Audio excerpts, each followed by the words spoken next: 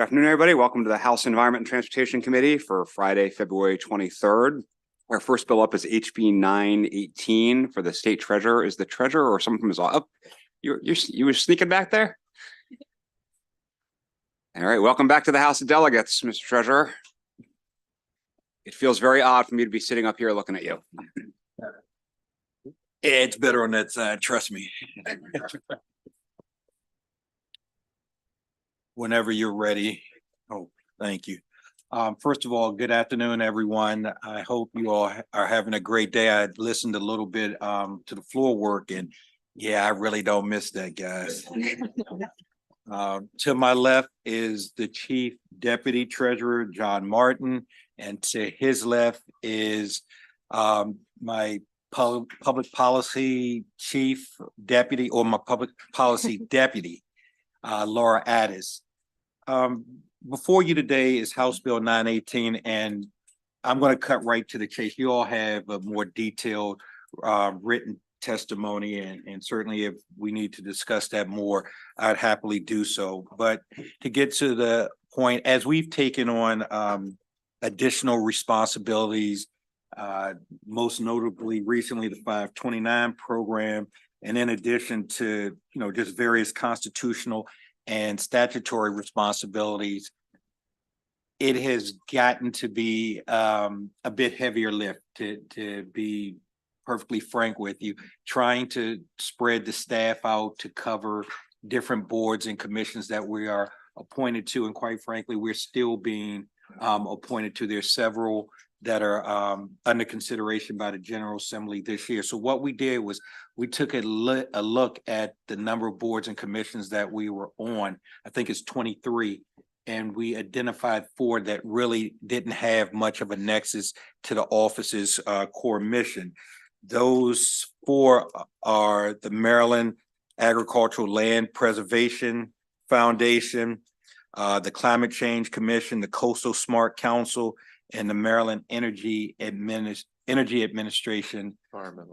Environmental Services, excuse me, Maryland Environmental Services. Those 4 tended, as we looked at it, had as I said, the least nexus to what we're doing in our core responsibility. And we thought being able, the other boards that are under consideration that we will potentially have to take on, that maybe some other wonderful Marylanders might want this opportunity that we've had. So we would ask for your favorable consideration of this bill, and as it relates to those 4 entities. Hey, Mr. Treasurer, your team's just here for questions. Yes, sir. Terrific. I do not see any. So have a great afternoon. Thanks so much for joining us. Good to see you. That was easier than I thought. We will now turn to HB 782, Delegate Stein, vehicle laws, lighting privately owned vehicles. Thank you.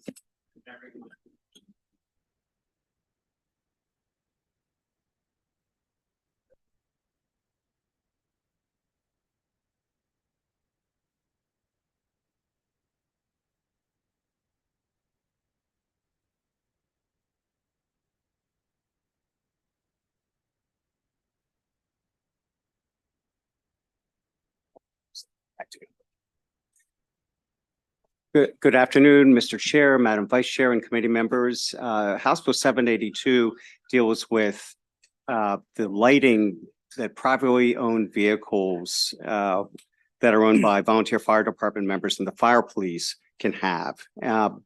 As my fellow panelists will explain better than I can in more detail, there are situations when volunteer fire departments and the fire police use their own private vehicles in responding to an emergency. So this bill would expand the types, the colors of lights that can be used by volunteer firefighter officers and the fire police in responding to an emergency. So now I'll turn things over to fellow witnesses who are from MSFA to explain more. Good afternoon. For the record, my name is Joel McCrae, and I am a past president of the Maryland State Firefighters Association, which represents over 350 volunteer fire EMS and rescue companies in the state of Maryland with about 28,000 members. Now, I'd like to thank Delegate Stein for introducing House Bill 782, which will provide an additional level of safety for our men and women who volunteer as fire police. Now, I'd like to make it clear that not all communities use fire police, but for those communities that do, the fire police provide a vital service at the scene of an emergency to help direct drivers around that scene and to protect the first responders as they perform their duties. Now, under the current law, the fire police are allowed to use red lights on their personal vehicles while at the scene to identify them and to make them more visible. Unfortunately, these red lights can sometimes get lost in the background and may not alert drivers, especially distracted drivers, to their presence. Now, we all know the inherent dangers of being on our highways. Nationwide, 45 emergency responders were killed in 2023. And to date, unfortunately, just added a couple more, 10 responders have been killed in 2024. Fortunately, none of these fatalities have been in Maryland because we have and will continue to do everything we can to keep our people safe. You're going to hear about the effectiveness of contrasting lights, especially green lights, the use of them. So red and green and red and white lights will not only make them more visible, but help differentiate fire police from law enforcement and other emergency responders.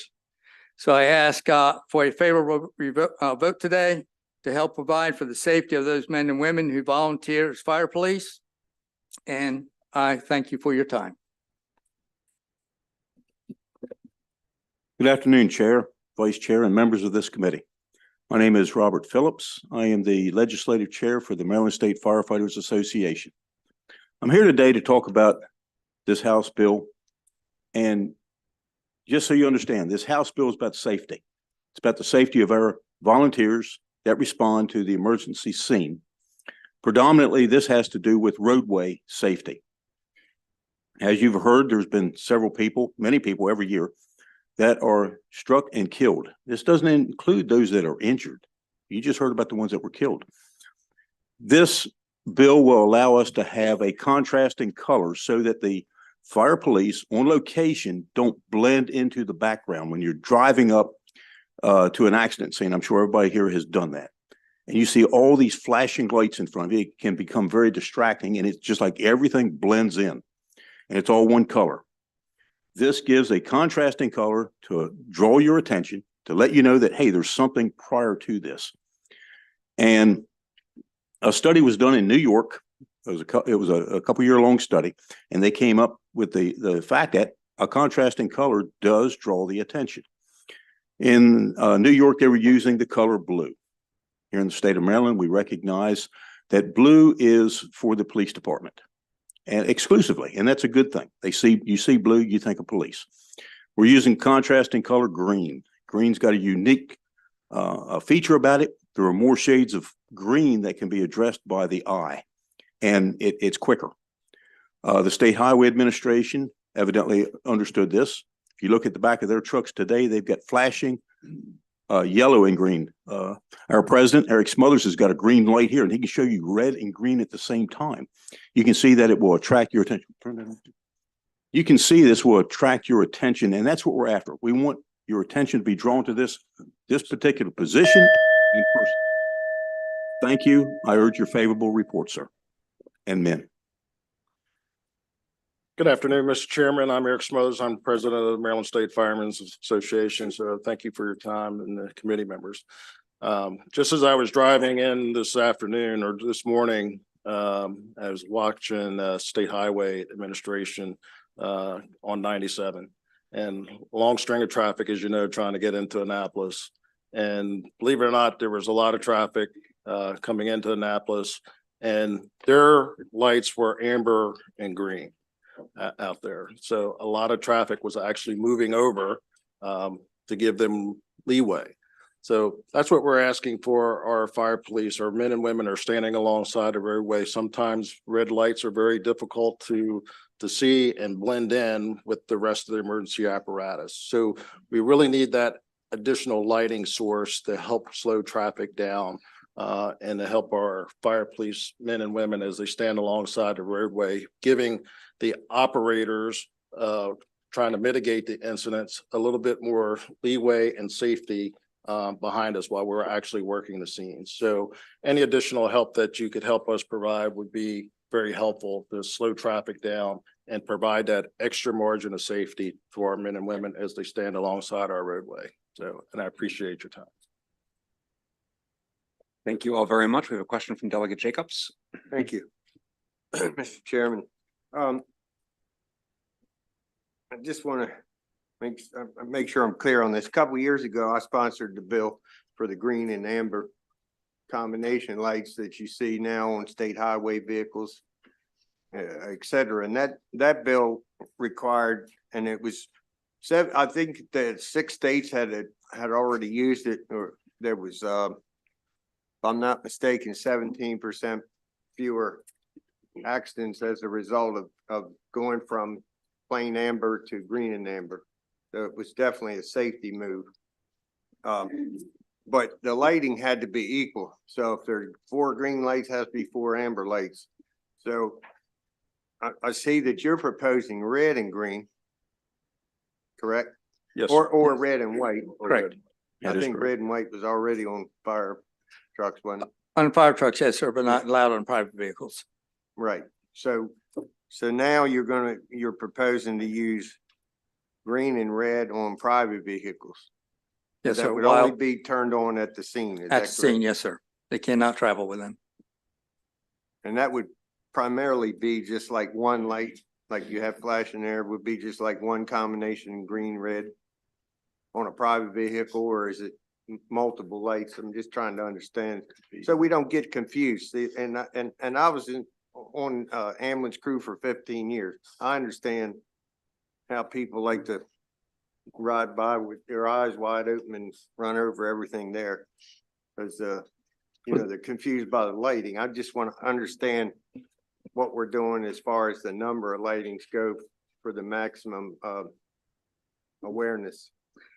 So the way it's being proposed is they can continue to use either the red or the red and green or the red and white in combinations, but not all the colors. But so it could be either one of the 3 combinations. You're not asking for a specific combination. What I guess another question. That's correct, sir. We're not dictating what the pattern or number would be. We're making the ability of them to use these lights. And they're all commercially built. And you would go to a company and say that, we would like to have this particular light package for this vehicle. I'm just giving an example. And it would be laid out for them. It gives us the ability to use contrasting lights so that we can draw attention to that, not the number or the layout.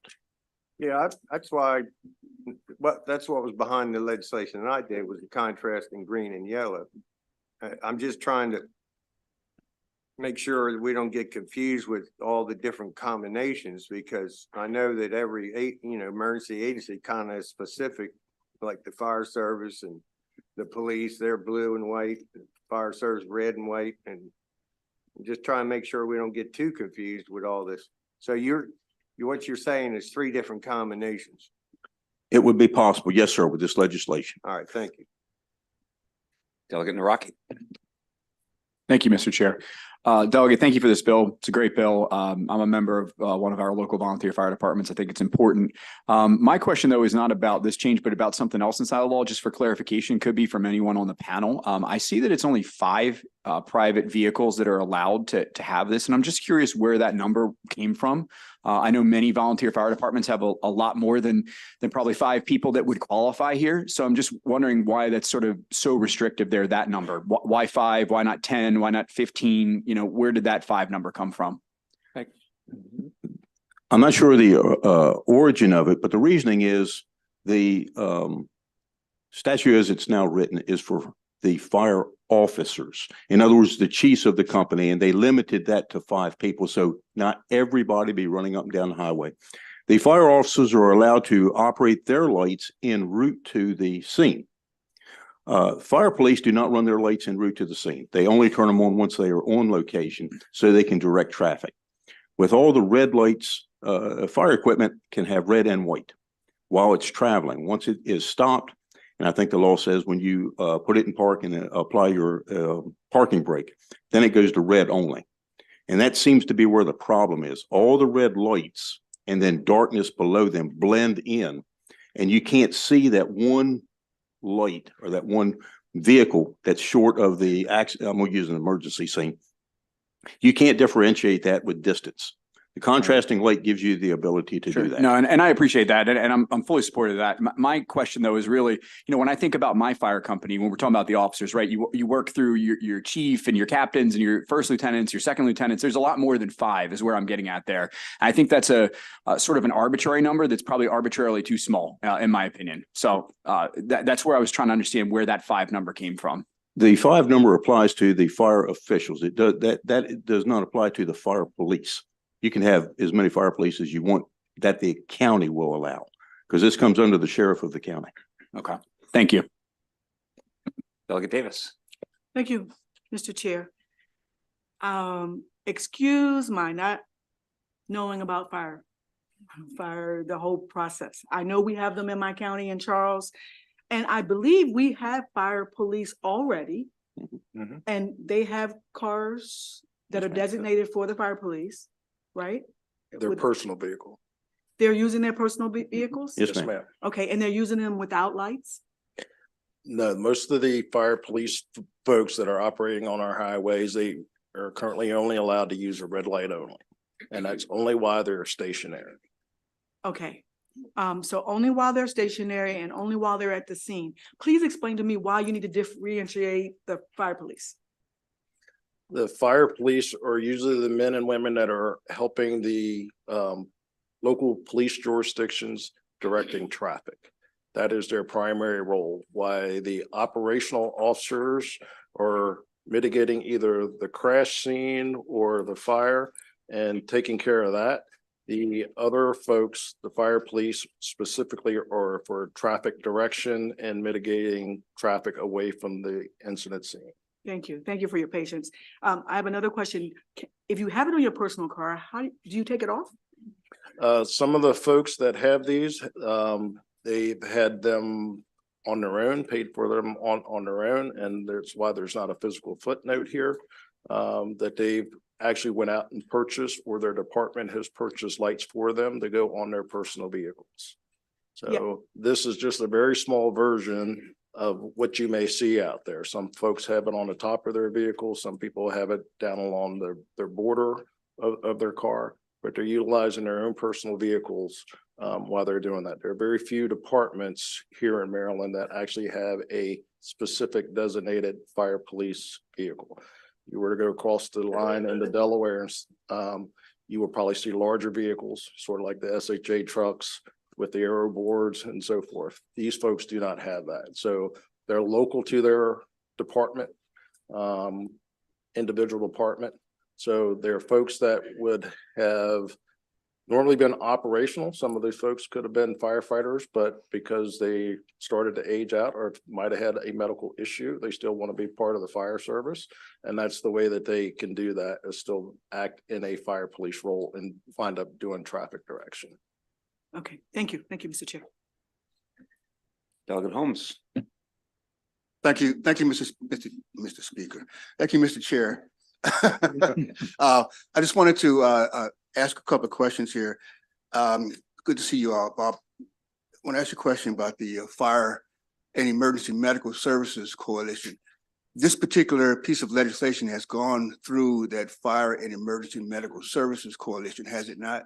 Yes, That sir. is correct. And can you give the committee members an idea of who the members are of the Fire and Emergency Medical Service Coalition, the voting members?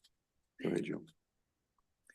It's Maryland State Firemen Association, Maryland Fire Chiefs, the MIFRE, MIMS, Professional firefighters. professional firefighters. Right. And all of those organizations have come together at your Friday meeting and then again on your Monday meeting to endorse this piece of legislation. Is that right? That is correct, sir. Thank you very much. Any further questions? Okay, that concludes the bill hearing on HB 782, and I'll turn to HB 840. Delegate Hartman, vehicle laws, annual vehicle shows, motor and trailer homes. And if you have a panel, feel free to bring them on up.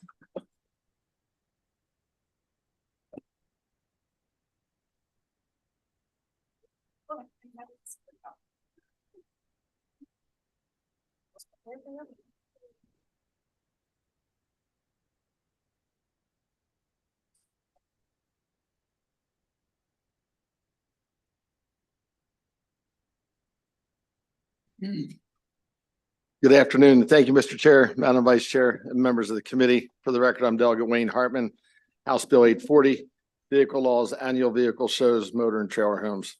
So the purpose of this legislation is to allow new vehicle dealers franchised to sell Class M motorhomes or Class G trailers more in the state of Maryland to participate in more than 2 annual vehicle shows per year. So in summary, the bill aims to allow Maryland RV dealers to participate in more than 2 annual shows. It gets confusing when you get into the classes of the vehicles. In 2017, legislation was passed to allow motorcycle dealers in Maryland to participate in more than 2 annual vehicle shows. The legislation today seeks to do the same thing, except for RV dealers in Maryland. Last year, I introduced a similar bill. It would have also allowed RV dealers from out of state to participate.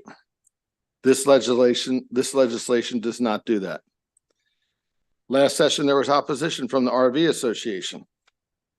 This year, there's no opposition from the RV Association, and I think you'll hear that again from Mr. Bariano in his testimony. In addition, the Maryland Tourism Coalition is here to testify as to the positive economic impact this will bring. Allowing Maryland RV dealers to participate in more than 2 annual RV shows will bring more dealers, customers, and visitors to RV shows across the state. Doing this will generate additional revenue for tourism through restaurants, room rentals, retail, and more. I ask for a favorable report. And with that, I'll ask you to go ahead. Good afternoon, Delegate Corman and members of the Environment and Transportation Committee. My name is Jennifer Evans, and I handle all the social media for the Ocean City RV Show. Today, I'm here to address a current limitation that impacts the Maryland's RV industry and the overall success of consumer shows within our state. Under the current Maryland law, RV dealers are limited to participating in just 2 shows per year unless they have more than 1 dealership location in the state of Maryland. This has become a challenge with our additional add of the Ocean City RV Show to the existing lineup of shows like Timonium that have been well established in our state. Most dealers operating from a single location find themselves in a difficult position, having to choose between these opportunities, which may limit their ability to reach new customers and grow their sales. We believe in expanding opportunities for the RV community to come together, offering more chances for Maryland dealers to connect with customers. By updating the law to allow dealers to participate in more shows each year, we can create a more vibrant and inclusive environment for RV enthusiasts in Maryland, enriching the RV lifestyle for all involved. This change would benefit not only the dealers by broadening their exposure to potential sales, but also the consumers for offering them a wider array of locations within the state to view all of their choices in one location. Moreover, it would positively impact Maryland's economy through increased sales and tax revenue. And I strongly and respectfully request this committee to provide this bill with favorable report. Thank you. Good afternoon, Mr. Chairman, members of the committee. For the record, Bruce Bariano here on behalf of the mayor and city council of Ocean City, and very strong support of this legislation. The RV shows that have been shown at the convention center have been tremendously successful. They've enhanced the economy and the taxes collected by people coming to Ocean City for that, all to the benefit of the state and, of course, Ocean City. The point I'd like to emphasize is that in anticipation of this legislation and just generally, I've had several in-person conversations with the people at the Maryland State Fair, particularly former Delegate Gary Brewster when he was heading that, and his successor, and have made very clear that we are not competing with anything at the Maryland State Fair, that any events that would be held at the convention center would be at the very least 30 days apart from. And I just want to state that in my conversations with these representatives of the State Fair, they made very clear that they have no concern because of the distance and the different location with the activities that are going on at the convention center.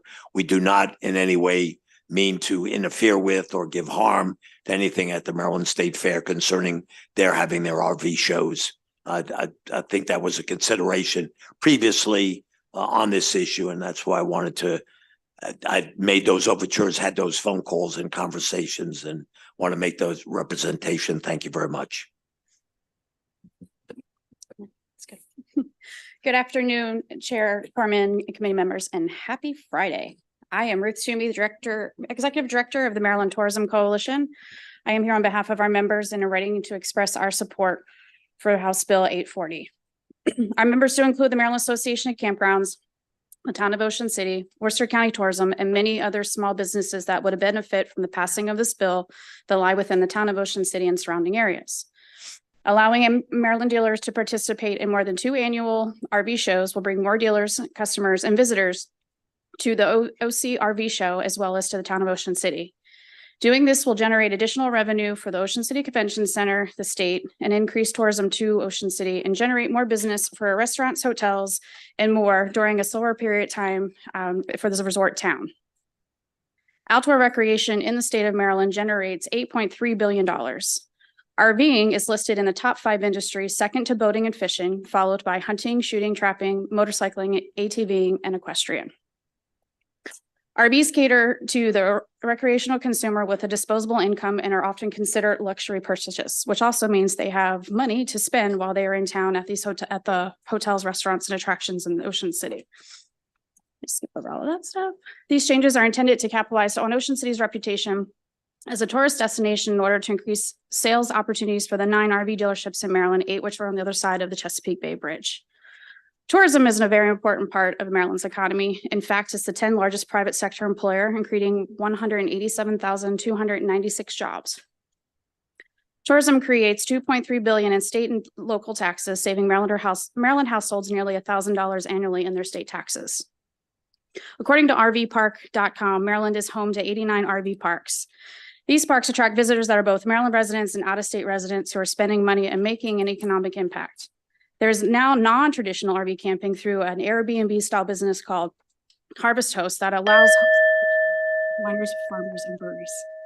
We ask you to please support this bill. Thank you. Thank you. Delegate, is Renardo Ferguson also on your panel?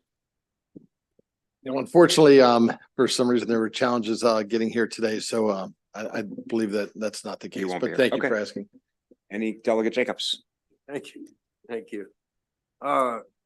To Delegate Hartman, last year we had this bill, you say it's a little bit different this year. And I believe the 2 shows in Timonium or Maryland State Fair, whatever you want to call it, they're both were owned or controlled by the same RV dealer. So I think we asked you to try and work something out last year. Can you tell us if anything did happen and all that? Sure, I appreciate the question, Delegate Jacobs. So last year, unfortunately, I think when the person testified, they didn't reveal the fact that they owned the 2 shows in Timonium. And so the promoter of the Ocean City RV show, Mr. Hutchinson, over the interim, had met with him and the entire RV association, all the dealers, and made sure there was no hesitation or resistance to the legislation, no opposition. And I think as that Ocean City show came to fruition, I think that some of the folks that participate in Timonium realized that that show is going to go on. And I think if we don't pass this, I think we could have people choosing one show over another because the 2 shows will go on. And so I think it's the consensus of the association that this will benefit all the dealers. Thank you. So to your knowledge, they're okay with the legislation you're proposing? Correct. And as Mr. Bariano had said, that he personally had conversations with the folks at the Timonium Fairgrounds, and they don't have any hesitation to All this. right, thank you. Thank you. Well, you mentioned the fairgrounds, so Delegate Guyton. Thank you, Mr. Chair. That's what Mr. Buriano knows I'm going to ask about. I appreciate the conversations that you may have had. I trust that. I don't see anything in the testimony from them at all. Could you get me something in writing that will says do that that. they're okay I with will do it? that. Thank you so I much. spoke to former Delegate Gary Brewster, and Mhm. I apologize, I forget the name of the gentleman that succeeded him, but it was very positive, friendly Woman. The conversations. I'll woman get who that for succeeded you. him. I will. Thank you. Delegate Davis. Thank you, Mr. Chair. Oh, did I lose my question in my brain? So where did the initial law come from that limited to 2? And why 2 to wide open? If the body decides that there needs to be a cap, the legislation, much like the motorhome, I think dates back to the MVA with administrative reasons for limiting the number of shows because of compliance checks and things of that nature. As far as, and I believe it was Delegate Stein that introduced the legislation that would have lifted the requirement or the limitation on motorcycle shows from to unlimited, I believe it's uncapped. And is there a right number? Why do we need to have a number? I really, after all these years, there's finally a second show wanting to take place in the state. So I can't imagine this just blossoming into something that's out of control with RV shows. I think the logistics as far as one in Central Maryland, one on the Eastern Shore, hopefully maybe one day we'll see one in Western Maryland, but logistically, how many RV shows would there really be to say that they would just explode over the state? Thank you. Okay, I do not see any further questions. So Delegate Hartman, thank you. Have a great weekend. Thank you. That concludes the hearing on HB 840. We'll now bring up HB 1032. Delegate Solomon, Highways, Tourist Area and Corridor Signage Program. Thanks. I'm not going anywhere. Thank you. You can stay up here. Thanks.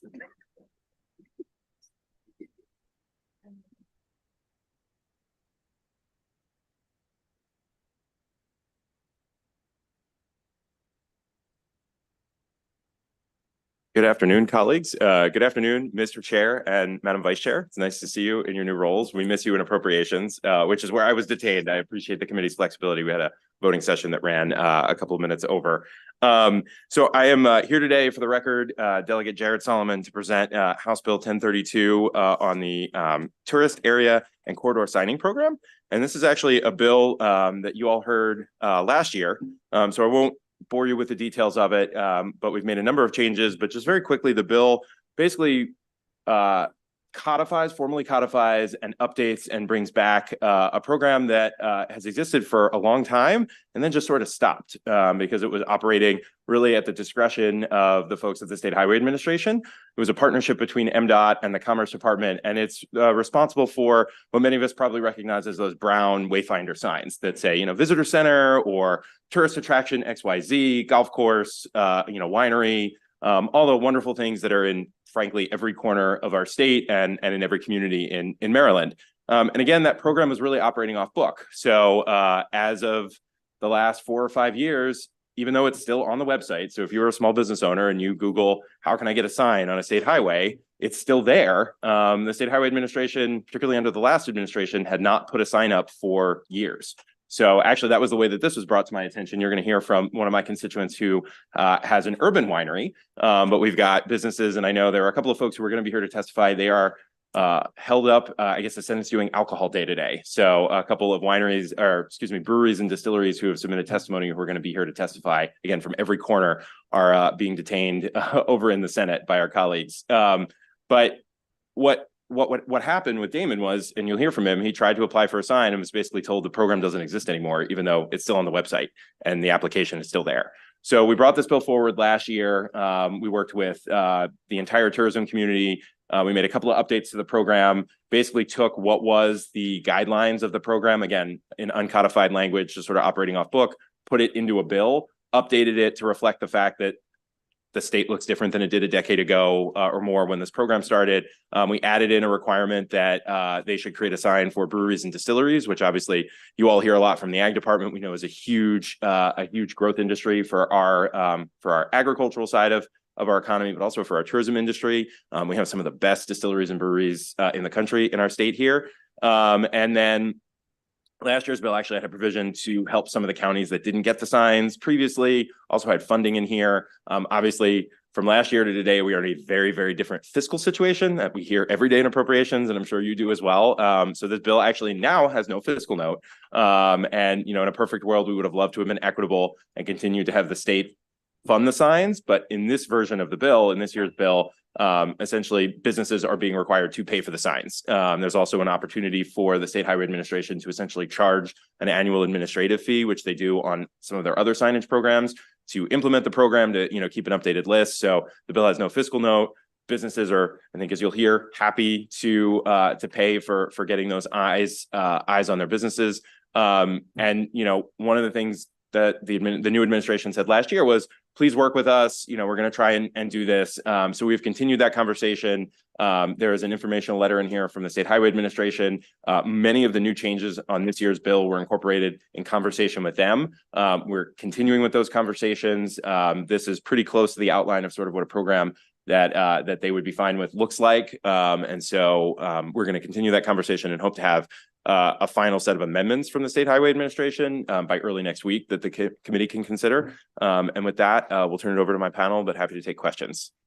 Delegate Solomon, I think one other person who's a part of your panel is here. You can come up, you'll just rotate seats as folks testify. So, and there's a seat up front for you if you'd like, just in the front row. You can start with your first witness. Yeah, go ahead.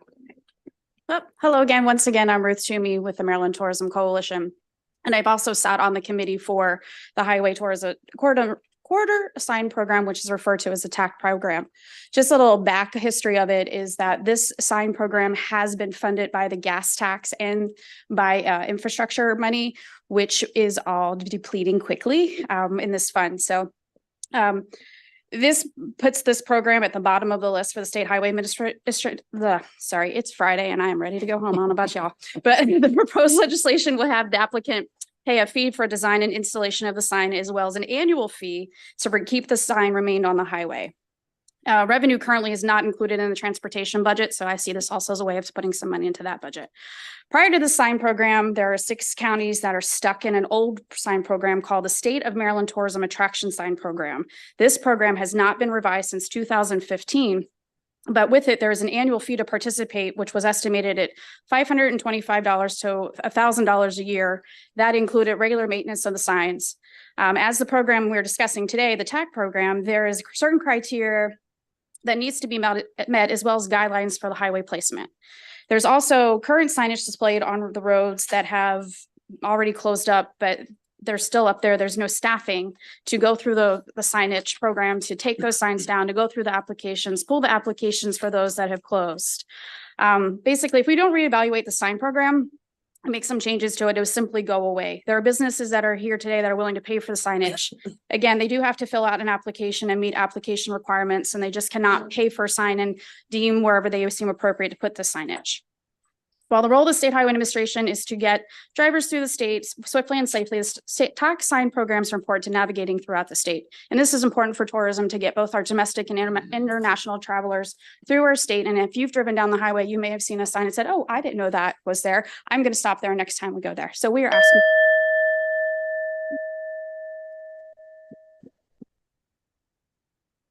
Thank you very much. Are there questions? Oh, I'm sorry. Are panelists still going? I was out of the room. My apologies. Please continue. Yep. Do we go ahead? Okay. Thank you, members of the committee, for hearing my testimony today. My name is Pam Gigante, and along with my husband, Mark, I own 61 Vineyard in Damascus, Maryland. We've been residents of Damascus for over 30 years, and we opened our tasting room in October of 21. We are close to routes 27 and 70. These roadways are well traveled with hundreds of thousands of cars daily.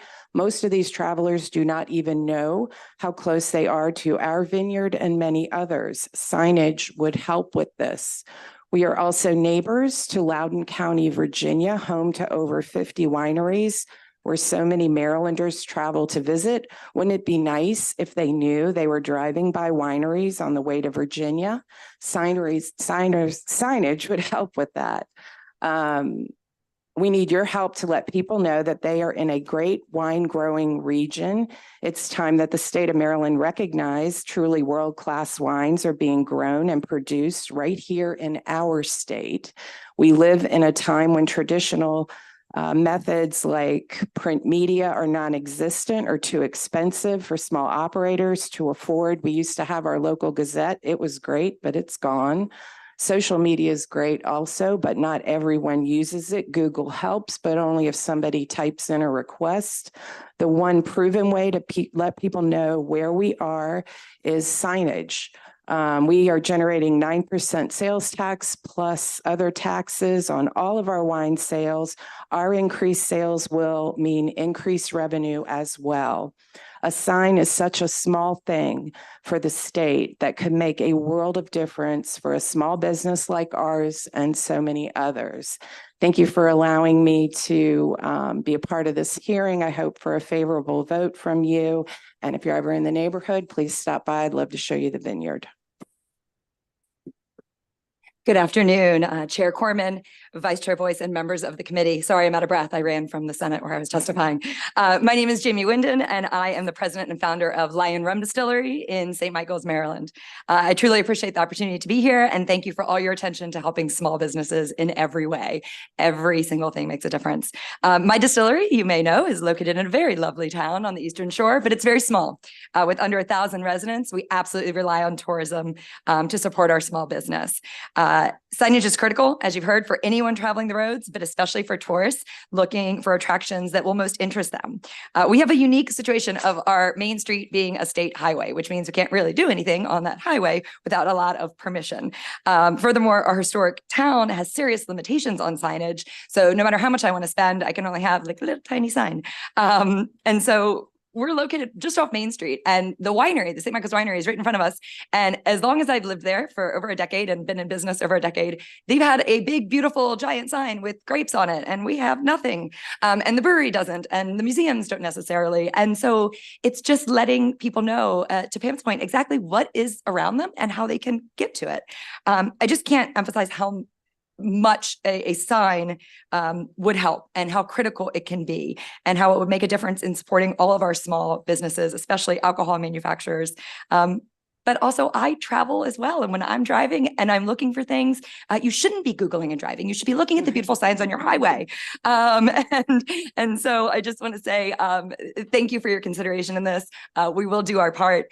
We just want everyone to be able to see all the bounty that all of Maryland has to offer. So help put us on the map, quite literally. Thank you so much. Good afternoon, Chairman Corman and members of this committee. Thank you for this opportunity. This is my second year sitting in this chair, and my name is Damon. I own the Urban Winery. And today I brought my 8th grade daughter, Sophia, to exposure to the process of petitioning our government to when it relates to the public interest. Thank you, Sophia, for coming. Our petition to you again is the funding and the activation of the Tourism Area Quartered Signage Program, in which I qualify for and submitted my application repeatedly since 2016. And in fact, the fall of 2019, the Urban Winery was skipped in the Montgomery County rotation while other qualified winery applicants received their signage, but not the Urban Winery. Why? No explanation was provided. This year, I wanted to focus on the impact and what an important impact it will have on our business, our local economy, and other qualified eligible businesses, in which I represent to you as a board member of the Maryland Wine Association. I took the SHA information on the traffic flow on our interstate highways. I have the map and a link I can share. The Urban Winery is located 0.3 miles off of exit 31 Georgia Avenue. According to this traffic map, on the average, 209,000 cars pass daily. That is 76 million cars pass yearly. In my first assumption, I took a half of 1% or 0.00125. That would mean 95,000 visits a year, an average of 7,900 visits a month, or 266 a day. My second assumption is that I could sell them 2 bottles of wine, or an average of $54. I can certainly do that. Results were $430,000 in monthly revenue and increased my revenue stream up to $5.1 million. Here's the better part. We also sell food, and that's at 6%. We also sell the wine at 9%. That would generate an average of $32,000 in annual, monthly tax revenue, or $380,000 to the state coffers.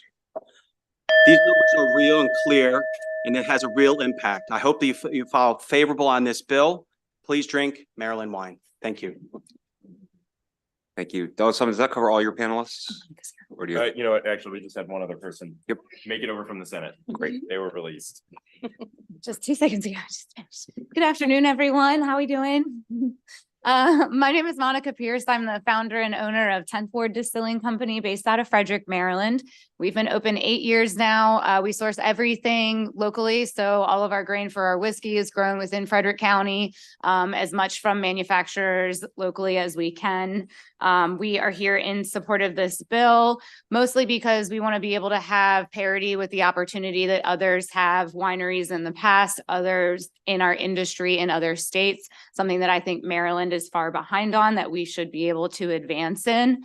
I'm missing out on that revenue opportunity, the extra taxes that I can generate to pay you all, you fine folk, staff that I can hire, more grain to purchase from our local farms and so on. So I fully support this bill and I really appreciate your consideration today. Thank you. Great. Thank you all. First question, Delegate Lehman. Thank you, Mr. Chair. Thank you so much for the bill, Delegate Solomon, and your tenacity in pursuing it and bringing it back. I remember it from last year. So there's more, and looking at the bill, there's more to it than I had remembered, which was just fine. I'm just curious if you could characterize like briefly what happened. It's not that the authorization, excuse me, expired. Or is it just like a case of benign neglect? Like what is going on with the program? Actually, thank you for the question, Delegate Lehman. And I do have to say, by the way, Mr. Chair, I love the background on the timer. That is an excellent way of describing it, benign neglect. That's a very, very apropos statement. So the program never existed anywhere in statute. And so the State Highway Administration has gone through sort of like a couple of iterations, and some of what they do, they're bound by Federal Highway Administration standards. So we get a lot of money from the federal government. We have to follow the Uniform Traffic Guide as well when we do signage. And so they've had a couple of different iterations of programs, but then really just about 2016, 2017, they just stopped. The previous administration decided there were better uses of revenue of transportation trust fund dollars. And obviously there was a long history of the trust fund not being fully funded by the previous administration. And they decided they didn't want, because the program had always operated with the administration paying for the signs, and businesses had said to them, hey, we'll pay for it. Just allow us to put them up. And it just kind of, I mean, even last year, we had such a struggle to get information from them on what was outstanding, what they had done. And so I really want to give credit to this current administration. Again, they've been really good partners in working. And so, you know, I sort of said to them early on, I said, you know, if you have a different iteration of this program, that's fine, but it can't, I don't believe it should live out of statute. There should be something in here so that it is not subject to the whim of whoever the administrator is, whoever the Secretary of Transportation is, that our businesses in the state, most importantly, have some certainty. Okay, so quickly, so you're essentially writing a statute where none had existed. Correct. But what I will say is what's in this bill is basically 95% of the guidelines that had existed before. So if you go onto the website, there is a pretty thorough application process. And we worked also really closely with the Department of Commerce, who is an advisor on the panel that decides which businesses get the signs. And the Commerce Department was actually very excited to see us doing this again. They give us a lot of information. We worked with folks in that agency. And so what is in the bill, again, 95% of it is what the program had been operating under when it was being actually followed through on by SHA. So we didn't just create it from scratch. That last very quick question, Mr. Chair. What is the language about the symbols, the need for an agreement on symbols for breweries and distilleries? Is there no agreed upon way to advertise them? Currently, there is not a symbol for a brewery or a distillery. So we needed to create a process for it. There's also still a little bit of angst, I would say, I think is a proper way to describe it, with the State Highway Administration. And there has been some disagreement between states and the federal government over whether symbols or just the name is most appropriate. So we wanted to essentially leave flexibility in here. And there's also a provision that we did add in this year that if for some reason, the Federal Highway Administration dramatically changes the way that they do signage or they hold states accountable, that the administration can change the requirements of this program. They just have to notify us. If we would be losing, you know, we don't want to put our state in a position where we'd lose hundreds of millions of dollars of federal money because our signs are inappropriate. So we wanted to make sure that the administration had that flexibility. Great. Thank you so much. Thank you, Mr. Chair. Delegate Long. Thank you, Mr. Chair. Thank you, Mr. Chair. Delegate Solomon, thank you for bringing this bill. I really appreciate it. I represent a lot of wineries in Southern Prince George's County, so I know they'll appreciate this. Just referencing, and of course, I've read the letter from MDOT. Have you had a chance to maybe think about incremental phasing in signage, just to perhaps maybe appease them and some of their concerns? Yeah, so actually, I'll tell you, and thank you for the question. And actually, there was a brewery not too far from your neck of the woods in Upper Marlboro that closed, Calvert Brewery, just a couple of weeks ago. And actually, their owner specifically said one of the biggest problems they had was not having signage on, and it was Route 301, directing folks to their location. So one of the suggestions that SHA has made that I think I would be happy, and again, this will be your committee's consideration, but essentially they do this with other sign programs. They do not do the fabrication and they don't do the placement. They just essentially create the permitting and licensing process, and they create the parameters. And so they believe in the last conversation that we had with the SHA administrator, that will expedite this process. And so again, in that set of amendments that hopefully we'll get early next week, it will probably reflect a move where we did put an allowable use in the bill, but they want it more spelled out, saying that you as a business, here are the 15 vendors in the state that can fabricate your sign. Here's the process. We'll approve your permit. You place the sign, and SHA is sort of out of the business of putting the signs up, just approving them. Perfect. Thank you, Mr. Chair. Any further questions? Okay, thank you, Delegate. Thank you you, panel. That concludes the bill hearing on HB 1032. I believe I saw Delegate Taylor here, so we can do HB 873. Appraisal gap from historical redlining financial assistance program alterations. If you have a panel, Delegate, please bring them up.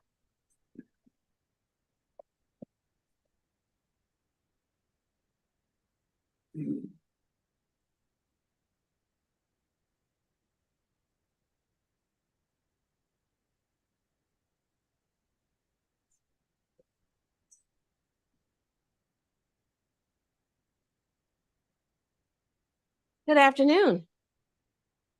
Hi, Chair Corman, Vice Chair Boyce, and members of the Environment and Transportation Committee. For the record, I'm Delegate Kim Taylor, representing Prince George's County's District 23. Exactly. I'd first like to thank this committee for consistently supporting the appraisal gap from historic redlining financial assistance program, which provides financial assistance to developers. These developers can be individuals, nonprofits, for-profit organizations, or others who are interested in accelerating the pace of development, construction, and sale of quality affordable housing in low-income census tracts and designated sustainable communities. This bill, House Bill 873, expands that scope to include financial assistance to home buyers who plan to occupy the home. DHCD has named this expanded program Uplift, which stands for Utilizing Progressive Lending Investments to Finance Transformation. And we're not going to say that 5 times fast because it's impossible. Like the original appraisal gap program, the goal for Uplift is to increase property values and provide wealth-building home ownership opportunities for targeted households. And look, if you're familiar with Delegate Holmes and my work with addressing appraisal bias, then you really understand my excitement about this expanded opportunity. So look, I'll stop here and ask for another favorable vote from this committee, and I'll allow my panelists to share more details. Thank you. Good afternoon, Mr. Chairman, Madam Vice Chair, and the entire committee. I'm Greg Hare, Assistant Secretary for the Department of Housing and Community Development, and I serve as the Director for the State's Housing Finance Agency. And I'm here this afternoon with Delegate Taylor to express our support for the alterations of HB 873. Our team has a lot of experience in financing and producing rental and homeownership opportunities across the state. And as a part of our efforts in conjunction with the appraisal gap program, as Delegate Taylor mentioned, we created Uplift. The goal of Uplift, as stated, is to increase property values and provide wealth opportunities through homeownership by targeting and accelerating the development and construction of for sale properties in these designated census tracts to help close the appraisal gap. However, as a part of our early process, we recognize that the ability to transfer the financial assistance to homeowners once the property has been completed is crucial, ensuring that these critical resources stay in the community and promote the continued homeownership and neighborhood stabilization. The alterations will ensure the department can transfer the financial assistance to the home buyer through a promissory note. The promissory note to the home buyer will allow DHCD to convert the financial assistance into a forgivable grant, which will forgive 20% each year over 5 years. And by providing these forgivable grants, it will ensure the targeted communities maintain a stabilized homeownership base and discourage the immediate sale or transfer of the property. So in the event a property must be sold in the first 5 years, the homeowners will still benefit from the increased equity in the home value and any part of the grant forgiven at that time. And so this will ensure homeowners don't unduly benefit from flipping the properties prematurely. But we want to just say we thank you for your support for this bill, and we ask that you support it. Thank you. Good afternoon, members of the committee, distinguished chair. My name is Anthony Davis. I am the Director of Consumer Law at Maryland Legal Aid, and I am a supervisor of our foreclosure legal assistance project. Most of the time, what I'm seeing, these type of our clients are seeing situations where they're trying to save their homes from foreclosure, and in these low-income areas, there is a lot of people are underwater, and there's a big obstacle for them to obtain any monies for renovation or to improve their property. And many of them could benefit from this program, and it's very easy to support. We find that discrimination in housing valuation and the effects of redlining practices still exist today, and its effects can be seen in many Maryland communities of colors. Real estate valuations are a critical component to any residential real estate lending practices, and they really drive a lender's decision of where to lend money and where to invest money. Because of this historic discrimination, we see that new development is very stagnant in our communities, and bias and discrimination can really undermine the lending decision. What we need is the ability to offer more entry-level homes for first-time home buyers, to allow owner-occupants to renovate their properties and to renovate vacant properties in neighborhoods. We believe that this will help revitalize whole communities. HB 873 expands the opportunity for financial assistance to a great many people, including owner occupiers, which is why we urge a favorable report. Thank you. Thank you very much. And Delegate Taylor, I believe your virtual witness is not in the waiting room, right? So that's why we're not calling on her. Are there any questions for this panel? Okay. Thank you, Delegate Taylor. That concludes the bill hearing on HB 873. I believe we have a representative from Delegate Dana Jones's office for HB 857, Shellfish Aquaculture Harvest Hours.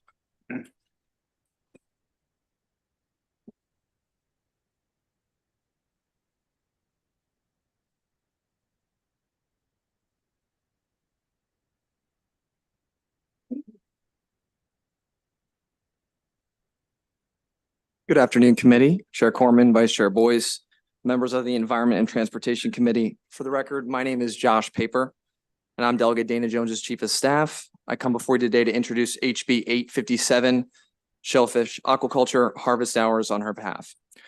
HB 857 is a simple bill that will give the Department of Natural Resources and the Aquaculture Coordinating Council the flexibility to set harvest times that are best for Maryland's privately cultivated shellfish aquaculturists. A little bit of background on where this bill is coming from. Delegate Jones is the House member of the Aquaculture Coordinating Council, which is charged with advancing Maryland's aquaculture industry throughout Maryland.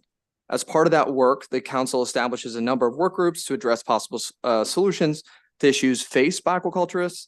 And HB 857 is a result of the outcome of the summer harvest work group in the council. Now, on the issue, as the industry has grown, year-round harvesting operations have become common. However, during the summer, because of the heat and to control illness, the harvest is subject to additional constraints from the National Shellfish Sanitation Program. One of the consequences of these controls is a shortened harvest window in the summer months, limiting the economic viability in privately cultivated shellfish leases during this time. In certain periods, there can be less than 4 hours allotted to leaseholders to harvest. HB 857 will allow the Department of Natural Resources, again in consultation with the ACC, the regulatory flexibility to address this issue. And as you will see in your floor system, this bill has received a letter of support from the ACC. And I do just want to point out, importantly, as outlined in that supported testimony, the Maryland Department of Health, Environment, and Natural Resources administrate the National Shellfish Sanitation Program for the state, and they all have representation on the ACC. So with that, I humbly request a favorable report on HB 857. And I have Dr. Brian Callum here, who's the Aquaculture Division head for the DNR. Please go ahead. Good afternoon, Mr. Chairman and members of the committee. My name is Dr. Brian Callum, and I'm the State Aquaculture Coordinator and Director of the Aquaculture and Industry Enhancement Division for the Department of Natural Resources. Thank you for the opportunity to comment today on House Bill 857. As you are aware, shellfish aquaculture in our state has grown and diversified in recent years. This includes operations that harvest year-round. One of the requirements that leaseholders must follow is to comply with state regulations that carry out the National Shellfish Sanitation Program's model ordinance. As a party to this program, the state is responsible for ensuring the proper and safe handling of shellfish, which maintains Marylanders' ability to engage in interstate shellfish commerce. One of the ways this is done is by limiting exposure time of harvested shellfish during periods where public health may be a concern. Currently, shellfish harvest on private aquaculture leases cannot start before sunrise. One consequence of that is that during some of these restrictive periods, this only leaves harvesters a few hours of time where they're able to remove oysters from the water and land them at a dealer and get them under refrigeration. This can be a burden and for some remote leases, uneconomical. Approval of House Bill 857 would allow the department to set harvest times while ensuring safe and proper handling time for industry to harvest during these restrictive periods. Increased safe harvesting time means increased economic opportunities, and more importantly, the department would be required to consult with the Aquaculture Coordinating Council, which would ensure that input from the aquaculture industry, commercial fisheries, and the other state agencies that have a role in public health as it relates to shellfish sanitation would have input. For these reasons, the department respectfully requests that you give House Bill 857 a favorable vote. My name is John Barnett. I'm the industry representative, one of the industry representatives on the Aquaculture Coordinating Council. I'm a fourth generation oyster producer from Somerset County. I went to school with Charles. I'm here today, obviously, to support this measure. I'll build a little bit on what Dr. Callum and Josh have said. For those of you who aren't familiar with the process, starting from June through October, we're under a summertime harvest restriction. My oysters have to be in refrigeration in the month of June by 11:30. That's being manageable. But when we get into July and August, the same oysters have to be in refrigeration at 10:30. Now, most of you are aware that once we pass this summer equinox on June 21st, we lose 1 minute a day on sunrise. Sunrise gets a minute later every day. So by the time we get into July, at July 21st, I've lost a half hour of harvest time. He's the one that started this whole thing. He'll speak up in a minute. Once we get into August, this expands even into an hour. In consultation and discussions with the work groups with the Aquaculture Council, the Health Department is all, and really, I'll say, very supportive of it, where we would actually be conducting a lot of our harvest in the coolest times of day. The proposal is for a half hour before sunrise, which there's a lot of other activities that are permitted in that window, because there is adequate visibility for us to work as well as for enforcement personnel to keep an eye on other operations. The problem is, in 1906, there were oyster regulations done by the legislature that prohibit the harvest of an oyster between sunset and sunrise. I don't know if you're aware of that aspect of it or not, but that's something that needs to be kept in consideration. I'm running out of time, so I would encourage your. Thank you very much. Are there any questions for Delegate Jones's rep or witnesses? Delegate Jacobs. Thank you. I guess, Dr. Callum. So what hours are you proposing? It just says you want to establish the regulations. I mean, I understand with soft shell clams, they have kind of the same kind of requirements with the refrigeration and time frame in the summer months. And I can fully understand it, you know, that you got to keep your eye on the bacteria and whatnot. But so what kind of hours are you proposing? Yes, sir. We are proposing to focus in on the early morning hours to increase harvest time at the start of the day. That's the framework that we would discuss the harvest times in the work group at the Aquaculture Coordinating Council, and that's how we'll go. But we'll also consult industry representatives and the other agencies as well as these are proposed and developed. So is that just the summer months, or are you anticipating year round that you would set different time regulations? The focus of the work group that proposed this legislation was focused around the summertime harvest months. But under what you think you would propose, would it change the winter months? No, our interest is in focusing in on those summer months. Just exclusively summer? Yes, sir. All right, thank you. Delegate Allen. Thank you, Mr. Chair. I think you might have answered most of this already, Delegate Jacobs' question, but again, just to clarify, are you looking for additional hours or just different hours or both? For the Yeah, sure. Yeah. I suppose both. Okay. Allow more hours so that harvesters could get out to at least harvest in an economical way and make sure that they're still back to a dealer so that these oysters or other shellfish could be under refrigeration and managed for sanitation purposes. Gotcha. Thank you. I may add something in it. The National Shellfish Sanitation Commission allows a 5-hour window for harvest in summertime restrictions. And in that window, we're nowhere coming close to using that 5 hours. What the proposal is to add a half an hour earlier to just give us that much additional time. Gotcha. Thank you. Yeah, we do have a virtual witness. We'll bring up Robert T. Brown.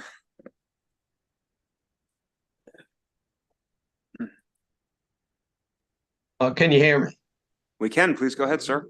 My name is Robert T. Brown. I'm president of the Maryland Watermen's Association. I'm in favor of this piece of legislation with amendments. And amendments are that the harvest hours that will be set by the Department of Natural Resources in consultation with the Conservation Aquaculture Council to have the hours on months when Vibrio plan is in effect, and that there'll be no change for the months without a Vibrio plan or curfew.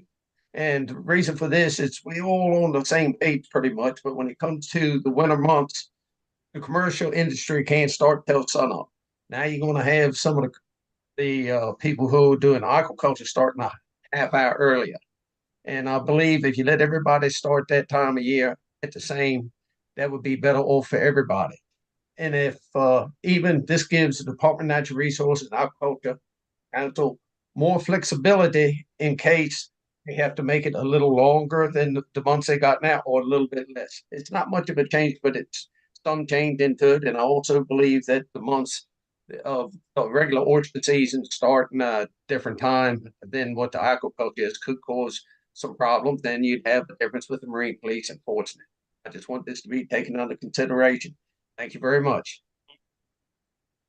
Thank you. I do not see any questions. So that concludes the bill hearing on HB 857. When I'll call up Delegate Chisholm, HB 886, Confined Aquatic Disposal Task Force.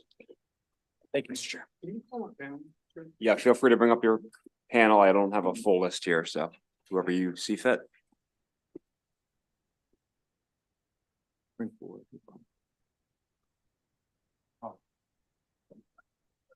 Okay.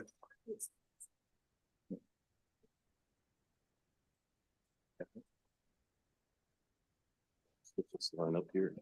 You sit down. Thank you, Mr. Chair. Thank you, Madam Vice Chair. For the record, I'm Delegate Brian Chisholm here to present House Bill 886, which establishes a task force to study the viability of contained aquatic devices. It's something that we use out in the channel when we're dredging to get into the Maryland Port Authority. HB 886 aims to address serious concerns brought to light by our local communities over the proposed confined aquatic disposal pilot program proposed by the MBA or MPA. We came to this because we had it was learned by our communities that they were proposing this back in June of 2023.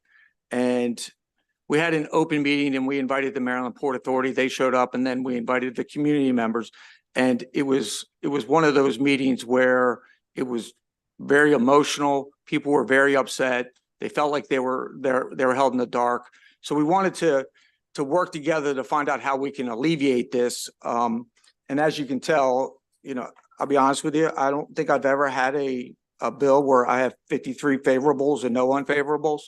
I've had it the other way a couple of times, but it does go to show that how involved this community wanted to be when we started to work on this task force. And I'll tell you, just to bring you up to date, that Senator Simon Ayer introduced this bill over in the Senate. He's done all the heavy lifting. He started to work with the Maryland Port Authority.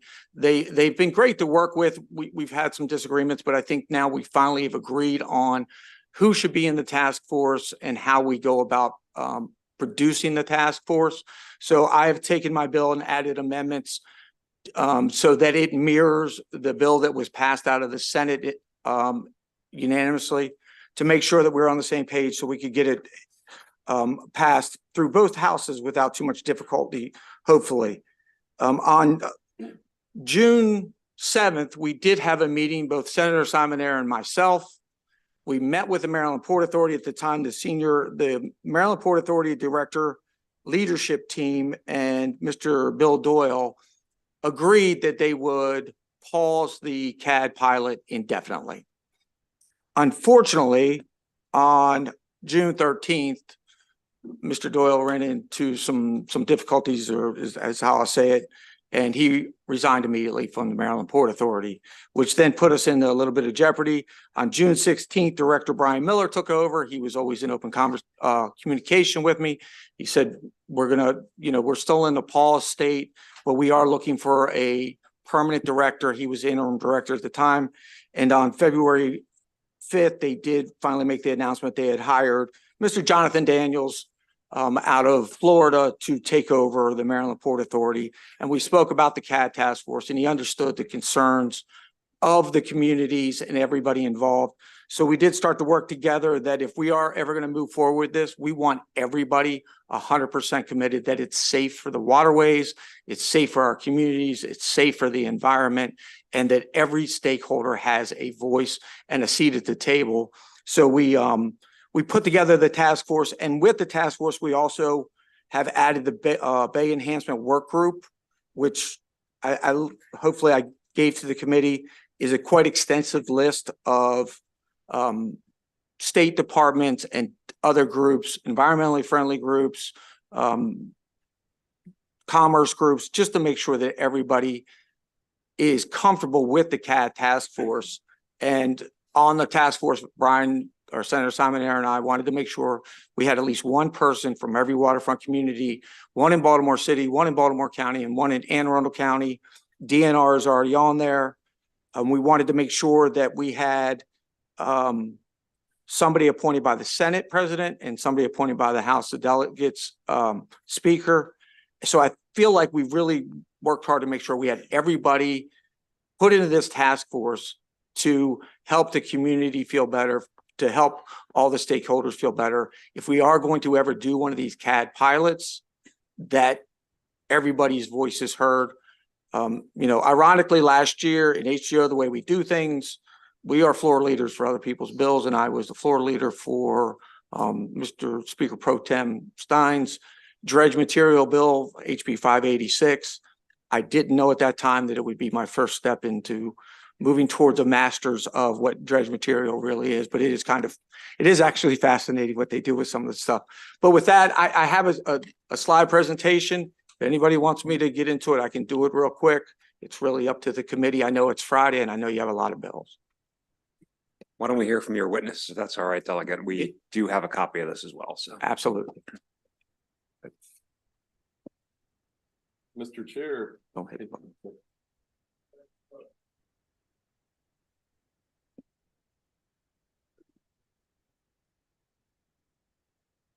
There you go. You got it. Oh. Is it on? Mr. Chair and committee members, thank you for the opportunity to testify and support House Bill 886. I'm John Garofalo, and I live in the beautiful waterfront community of Stony Beach in South Curtis Bay. I'm a scientist, a citizen environmentalist, and a WSA Master Watershed Steward. In April 2023, I learned of MPA's plans to create an enormous uncapped contaminated CAD site just 1 mile off our shore. I was concerned about the noise and environmental and health risks and asked MPA important questions. I was also concerned that MPA had not shared their plans with the community. On June 1st, I organized a meeting with 150 citizens representing Anne Arundel Patapsco waterway communities and our legislators to be briefed on MPA's plans and research and give sufficient time and attention to citizen questions and discussion. The citizens passionately expressed their concerns about CAD and asked many science, engineering, and health risk questions. Unfortunately, MPA couldn't effectively answer these questions then or now. MPA continually states that they only need to, quote, improve their education and outreach. But we don't need more marketing. What we need is sound and open science, transparency, and accountability, and environmental justice.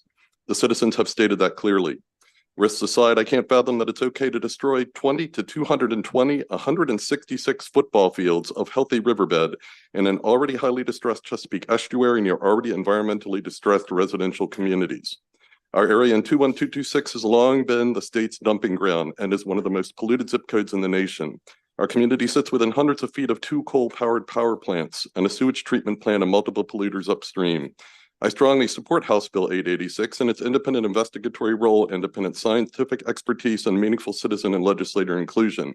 It is of utmost importance that a great environmental injustice is not committed in the name of cost and convenience to the state. Our waterways are an important part of the Chesapeake and they're the lifeblood of our communities.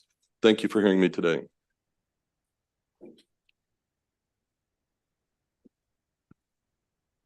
Good afternoon, and thank you for your time.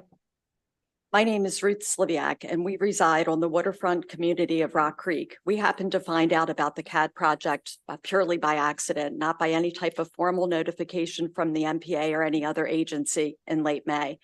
When we built our home, we had to pay over $100,000 for stormwater management, rain gardens for runoff, best available technology septic system, and tree planting to limit our impact. This is all designed to protect the bay and its tributaries. Our family, including our 6 grandchildren, enjoy all the recreational activities of living on the water. We will be directly impacted by the confined aquatic disposal, which is anything but confined since the plan isn't to cap it off or curtain off the CAD. The area is prone to very strong currents, waves, and boat traffic. The material that will be dug out of the Patapsco area houses a thriving, healthy environment for fish, crabs, and oysters that are all consumed by each other as well as wildlife and people. The healthy sand and rock will then be replaced with the dredged and highly contaminated material. We have not been provided with scientific information or evidence of whether the contaminated material will be airborne, let alone the impact to the habitat or human health. The MPA couldn't provide us with what the process would be if there is an environmental disaster. When specific questions are asked, that the folks are not able to answer or give us vague responses. I'm a licensed insurance professional in the state, and my clients who are locating their businesses in areas that have had toxic chemicals have to purchase pollution insurance to protect themselves. Does the Port Authority have such coverage in place with limits to protect us? We understand the importance of the Port of Baltimore. It brings in billions of dollars that comes at a cost to the MPA, but that shouldn't come at a cost to our residents' well-being and the rightful use of their property. I respectfully ask that the task force proposed in House Bill 887 move into legislation that includes independent science experts, impacted citizens, watermen, and legislative representatives, and not overpopulated with MPA representation. Thank you.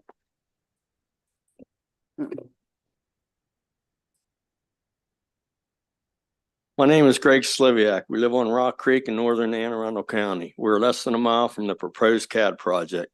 I'm a second generation iron worker. My career was spent working in downtown Baltimore and surrounding areas. My livelihood also included many hours working in most of the chemical plants, Grace Chemical, Glidden Paint, Olin Chemical, and Allied, to name a few, as well as wastewater treatment plants in the area. I personally witnessed pumping into the bay by every plant that used water in the process of making chemicals. These included pool chemicals, octane boosters for gasoline, and many other toxic chemicals. The steel mills, chemical plants, and other toxic environments I've worked in have caused many of my coworkers to die because of the exposure. Most people are not aware that the bay all the way up to the Susquehanna River is the biggest spawning area of a $300 million rockfish industry. Some fish are now polluted with canker sores and a variety of bacteria-resistant diseases that can cause skin infections, lung, and joint problems. It has even caused amputation in some watermen. The materials that are being dredged out of the shipping channels are contaminated. If the Port authorities continue this plan, they'll be dredging wider channels, which means a higher concentration of toxic material being released since it hasn't been dredged before. Fort Smallwood Park has devoted millions of dollars to improving beach areas and facilities for the community. No one will be able to use the facilities because of the potential health and safety concerns. The CAD project has been considered for many years and wasn't brought to light to anyone until the meeting was organized back in June. If the contaminated material can't be contained as planned, the MPA doesn't have a plan B. It is essential that the task force proposed in House Bill 886 is moved into legislation, with scientists, impacted community representatives, and independent experts. Thank you for your time and your consideration of House Bill 886. Thank you all. I do not see any questions, Delegate Chisholm. I know you have a number of other panelists, but let me just see if there's any questions for the sponsor before we start rotating community members. Okay, so we'll just hear from your constituents.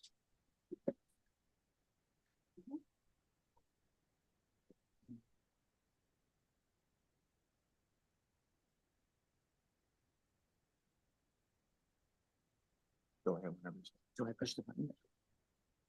Don't press any buttons, just start talking. Hi, thank you for allowing me to be here. I wanted to let you know that my name is Dawn Hegarty, and I'm a resident of the Riviera Beach waterfront community since 2000 in northern Anne Arundel County, and a certified master watershed steward.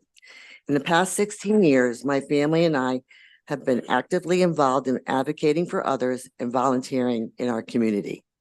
RCIA is responsible for our open space of community property known as the Riviera Walk, bordering our waterfront shoreline of the Patapsco River, Stony Creek, and Rock Creek, and home to our designated beach area, boat ramp, and marina, available to all our residents and visitors. I urge you and all to support House Bill 886. The proposed CAD site will be approximately 1 mile off our shores. It raises concerns regarding additional exposure to pollutants and its impact to our health, our environment, our families that use the waterways. Despite MPA's outreach and educational research outlined in their 2023 annual report, which I do appreciate, but the risks remain alarming. We already have a high percent of health issues, including cancers, heart disease, and asthma in our area alone. It is an outrage to witness the injustices of our well-being and a possible added source of toxic contaminants in our watershed. We deserve better protection under the existing environmental regulations, such as, I don't know, maybe the Clean Air Act or maybe the Clean Water Act. Our Patapsco River is one of Maryland's 10 major Chesapeake Bay tributary basins. And I believe that it's not on MDE's, it is possibly on MDE's impaired water list.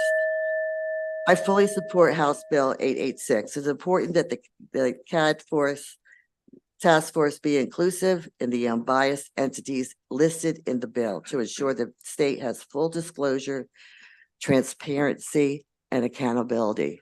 Thank you. Sorry. Good afternoon, Mr. Chairman and committee. My name is Carl Treff, and I am a lifelong resident of Pasadena, growing up first in Riviera Beach, 1 block from the Patapsco River. And today I enjoy the river's waters as my local boating area. I have seen the worst of times in the 1960s when unchecked Bethlehem steel pollution washed up on our shores, then throughout the 90s when waste such as hypodermic needles washed up on our shores as well. Knowing what I have seen in the river during my lifetime, it is a scary thought of what we cannot see buried in the bottom of the river today, which would be unduly disturbed by CAD. Case in point, what heavy metals will Trade Point Atlantic dredge up out of their proposed new shipping terminal? Through bay cleanup efforts, the downstream Patapsco River waters are now mostly swimmable. We cannot allow CAD to ruin that. As the director and an instructor of a kids' summer sailing camp that would be within shouting distance of any CAD dredging, my fear is that the CAD operation would add undue pollution to the river, waters which our young sailors fall into during inevitable capsizes. As the volunteer coordinator for the state-run Marylanders Grow Oysters program covering Rock, Stony, Nabs, Bodkin, and Furnace Creeks, I am opposed to the potential of siltation from stirred-up bottom that could affect the historic Fort Carroll Oyster Reef just 2 miles from the CAD site. Our program is in its 15th year of planting 75,000 oysters each year on the Fort Carroll Reef. Just last fall, the Patapsco River was the hottest spot around for striped bass fishing. And the fact that dolphins have visited the Patapsco River numerous times over the last few years is an indication that the river is a healthy food source, which we cannot afford to disrupt. We live in a very unique location, one where we can see heavy industry on most Patapsco shores, but also one that morphs into a residential and very much enjoyed recreational area at the mouth of the river. The residents of Northern Anne Arundel County and any constituent from any district that use these waters would be very much affected by CAD if it turns to be bad. Until it's proven safe, I cannot support the concept, but I do support House Bill 886.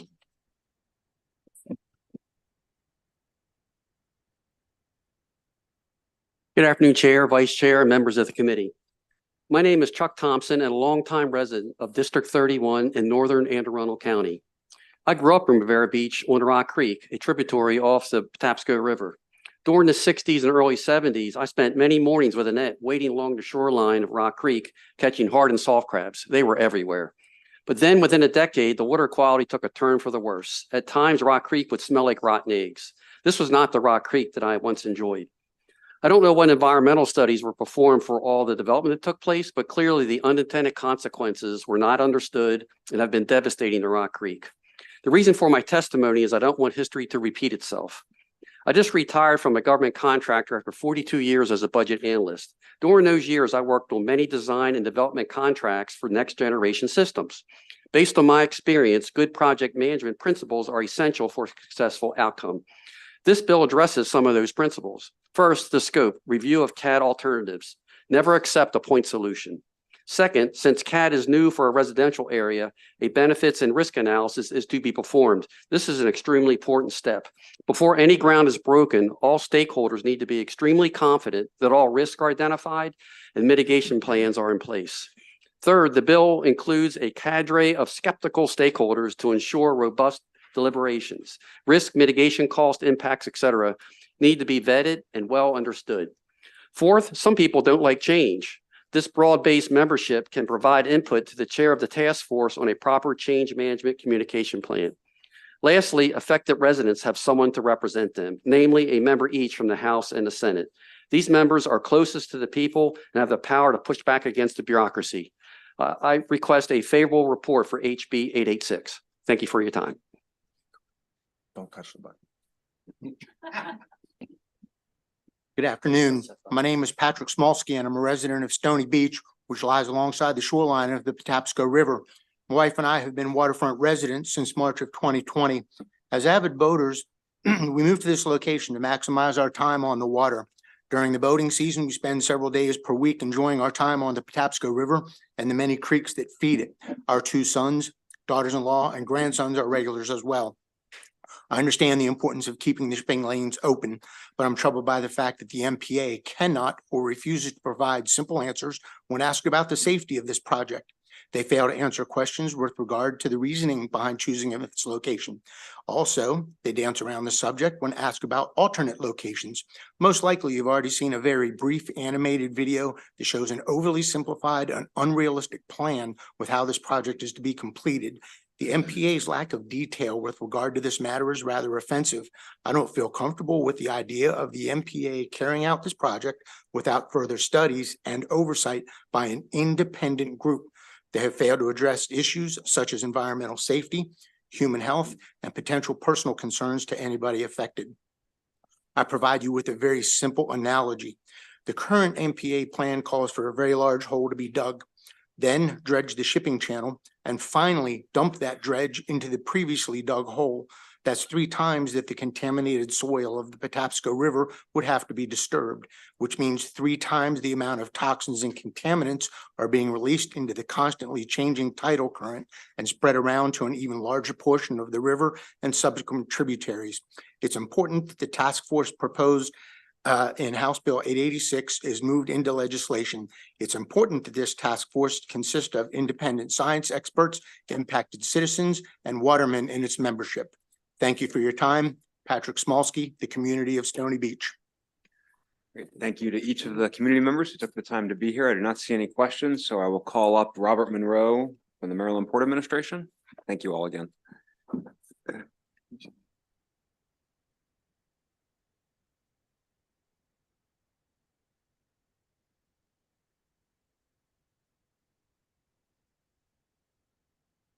Please go ahead when you're ready. Thank you. Good afternoon, Chair Corman, Vice Chair Boyce, and committee members. For the record, my name is Bob Monroe, and I am the Deputy Executive Director of Administration Environment at the Maryland Port Administration. At the table, I have with me today MPA's Director of Harbor Development, Holly Miller, to answer any questions as needed. On behalf of MPA, I'm testifying in support of House Bill 886 with amendments that will be offered by Delegate Chisholm, which seek to create a task force to study and make recommendations on a potential dredge material placement option known as confined aquatic disposal, or CAD. We believe that with these amendments, House Bill 886 will create a legislative task force under which CAD will have a comprehensive and broad-based stakeholder process to study and make recommendations that will thoroughly vet the scientific, economic, environmental, and community-based concerns arising from this conceptual dredge material management option. You have before you a letter of information on House Bill 886 that sets forth in detail MPA support for this bill with amendments. In light of this LOI and the volume of testimony today in your docket, I will try and be brief in my oral remarks and leave time for questions. First of all, I want to thank Delegate Chisholm for working with us to come up with this task force and make sure that it includes the broad-based participation and nexus to our current DMMP that has made our dredge material management program so effective for the last 20 years. I also want to thank the citizens for raising what are very valid scientific and safety concerns related to CAD. I want to apologize on behalf of MPA for the meeting that took place in June 2023. We were not prepared for the level of questions that were asked. And with that, I will say that we would like to ask for a favorable report on House Bill 886 with the sponsors' amendments. Thank you. Thank you. You know, we look at fiscal notes here, so I'm curious, do you know with the sponsor amendments, does that alter the fiscal note on the bill, the cost for you all to do the work that's required? No, it doesn't impact the fiscal note. That is still what the task force would cost even with the amendments. Okay, thank you. Any questions for the Port Administration? Okay, thank you all for being here. And thanks to your handle, Jennifer Guthrie, as well, for keeping an eye on us. We will now call up HB 910, Delegate Heineba, Deep Creek Lake, Lower Lake Levels Requirement and Impact Study.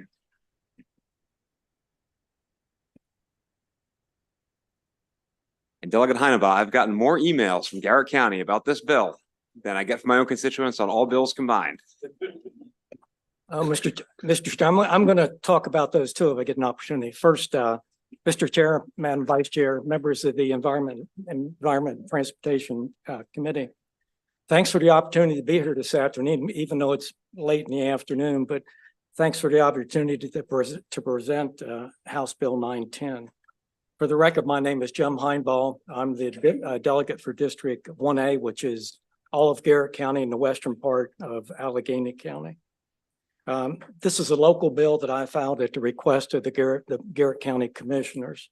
It still has their full support. It was cross-filed in the Senate as Senate Bill 837.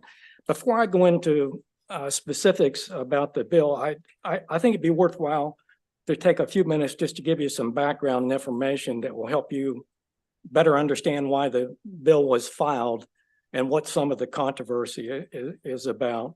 I'll identify some of the stakeholders and how the county is trying to balance the interest of the different stakeholders. I'm sure some of you are familiar with Deep Creek Lake. It's become over time a very popular vacation and recreation destination. It's the largest freshwater lake in Maryland. It was originally constructed in 1925 as part of a hydroelectric generation project. In fact, the hydroelectric plant is still functional, still operates. I believe it's has a 20 megawatt capacity. It's owned and operated by Brookfield Renewable, and you'll hear from them shortly, I'm sure. The other piece of this is back in the 90s, the state bought the lake. So the lake and the buffer strip around the lake is state property. Over time, Deep Creek Lake has become increasingly important to the Garrett County economy. And there's a reason for bringing all this up. For example, 58% of the county's real estate tax base, the revenues come from the Deep Creek Lake watershed. Now, only about 20% of those homes are owner operated. That's driven, of course, by the large number of vacation homes that are around the lake. And just as an aside, during the last round of assessments, I think it was Group 2, that included many lakefront properties, and their assessed values went up 51%, which I think was the highest rate in the state. Additionally, and besides the taxes, there's hundreds of retail and service businesses that operate within the Deep Creek Lake watershed that depend on the lake for their livelihood. So it's pretty obvious why it's important to the commissioners. I will tell you, it wasn't always like this. When I first returned to the county in 1995 to be the director of economic development, there wasn't an appreciation for what the lake meant to the economy. In fact, one of the county commissioners told me that they could drain the damn lake for all he cared. So we've come a long ways now that the commissioners understand and appreciate it. Now, the DLS fiscal policy note says that they say, of course, the water appropriation is issued by MDE. In the fiscal policy and policy note, MDE says that the Deep Creek Lake water appropriation permit is one of the most technically complicated permits it manages because of the large number of stakeholders. Now, real quick on the stakeholders. Some of the stakeholders, obviously Brookfield, because they use the water discharge from the lake to generate electricity. The other one that I'm sure a lot of you have heard about is the whitewater community. They depend on releases from the lake to support whitewater activities on the Youghiogheny River. They have releases from, I think it's the middle of April to the middle of October. There's about 60 releases during that time frame. I don't want to insult anybody's intelligence, but the way this works, there's a large tube or tunnel at the base of the dam. The water flows from the tunnel, goes down to the powerhouse, goes through, they have two turbines there. It goes through those two turbines to generate electricity, and then the water is discharged into the Youghiogheny River. That's why it's important to the whitewater people. The DNR, it's important to them because the whitewater releases support and sustain the fishery in the Allegheny River, which is one of the best in the eastern United States. Wisp Resort uses water from the lake to make snow for skiing. There's Deep Creek Property Owners Association and Deep Creek Watershed. There's lots of stakeholders. I won't name them all, but it's not a surprise that there's sometimes conflicting interest and opinions from the different stakeholders. Now, some people, including people in the whitewater community, perceive this initiative as the county taking sides with the county's elected leadership taking sides with the wealthy lake people versus the locals. That's not the case.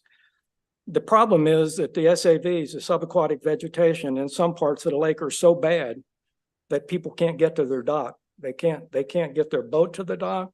They can't swim off their dock. They can't fish off of their dock.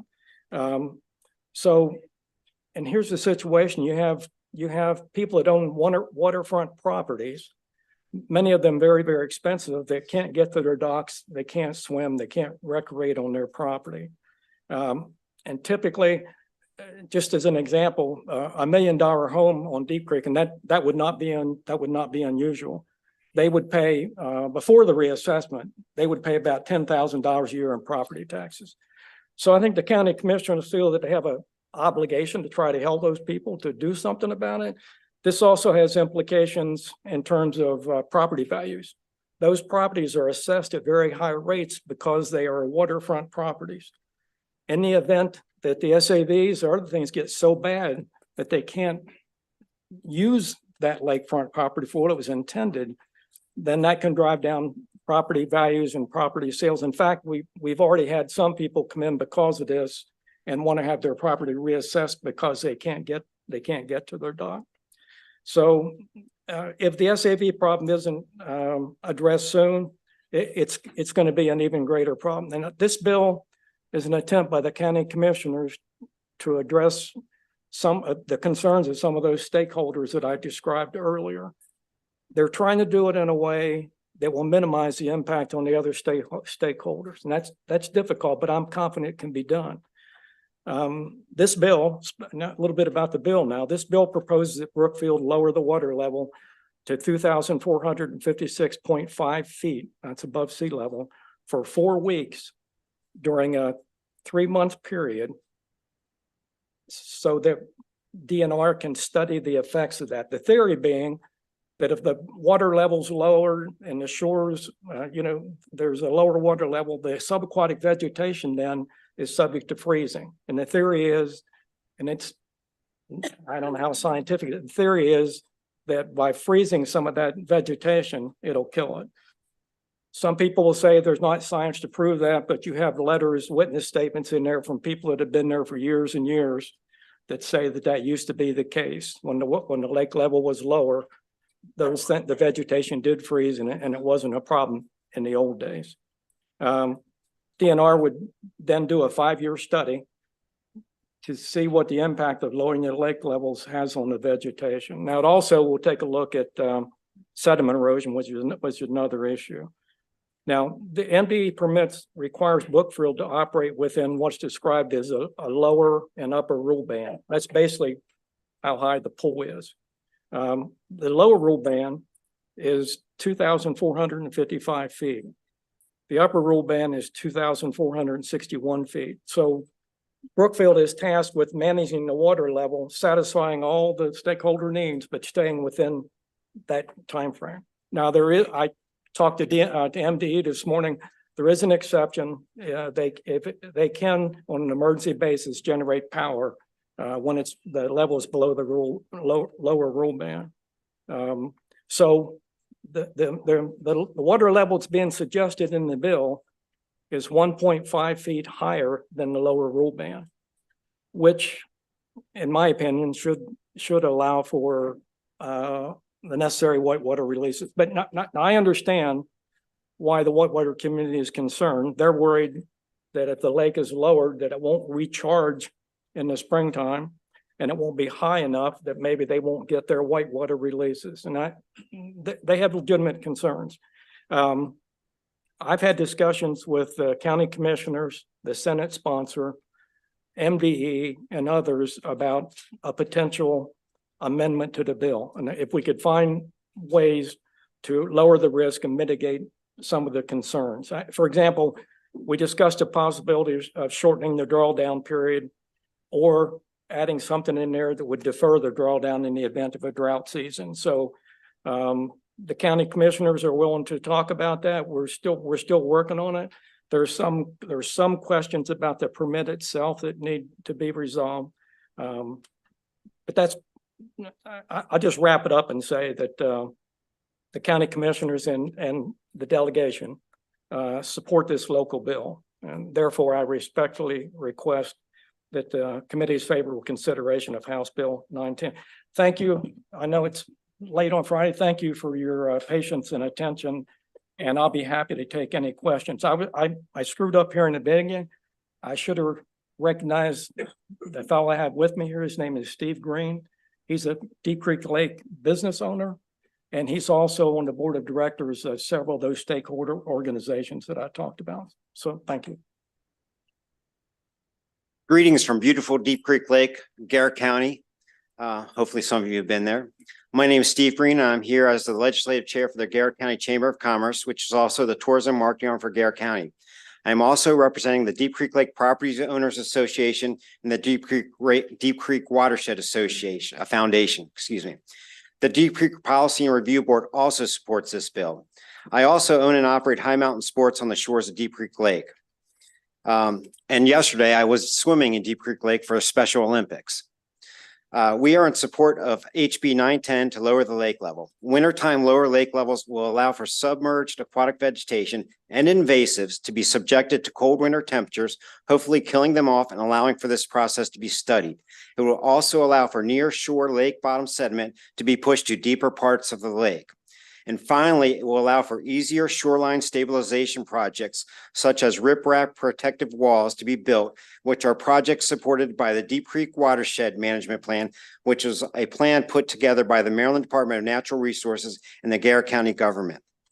As a Garrett County tourism person, I would not be able to look you in the eye if I did not think the lake was going to fill up in time for the spring for whitewater releases, for the kayakers and rafters. In fact, my business would be at issue because I would not be able to get customers off the docks into my store to purchase items.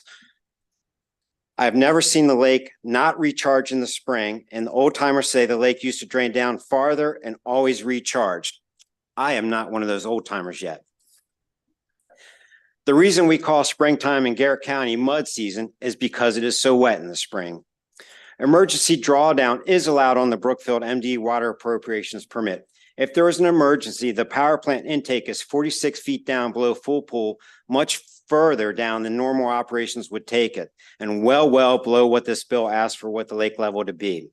And finally, the bill asks for levels that are not below the lower rule band and normal allowed rule bands in wintertime, which is about 1.25 feet below what it was on Wednesday. And it's come up since then. Great. Thank you so much for your testimony. We appreciate it. Any questions for Delegate Heimbach? Delegate Foley. Thank you. I didn't. Don't touch a button. I did it. Thank you very much, Mr. Chair. So you testified, sir, about you know, how the water would be lowered and then it would come back up in the spring and it would be replenished. I'm sure you've noticed, as we all have noticed, that there are that we, you know, are in a real state of climate flux, and we have a lot of you know, it's really hard to predict, I guess, whether we're going to have a drought or whether we're going to have a deluge, right? And we have gone through periods of drought. And one concern that I have is if you've lowered the lake and then the lake gets below the permitted amount because of a drought, that could cause some real problems. Have you thought about that in terms of, you know, the permitting and everything else? Yes, and that's why we're considering an amendment to maybe not draw the lake down to that level if there are drought conditions. But I can tell you, I am old. I'm a lot older than he is. The lake, it's just not, it's named Deep Creek because they dammed Deep Creek was one of the, or a pump they call it Deep Creek. Yeah. It was one of the creeks that flowed in to the lake, but there are a number of other streams that feed it. Plus, there's a whole lot of natural springs that also feed the water level. So yeah, we're all very sensitive to that because, as Mr. Green pointed out, that's not good for anybody. So we're going to watch that very closely and do everything we can to make sure it doesn't happen. Okay, thank you. Delegate Stein.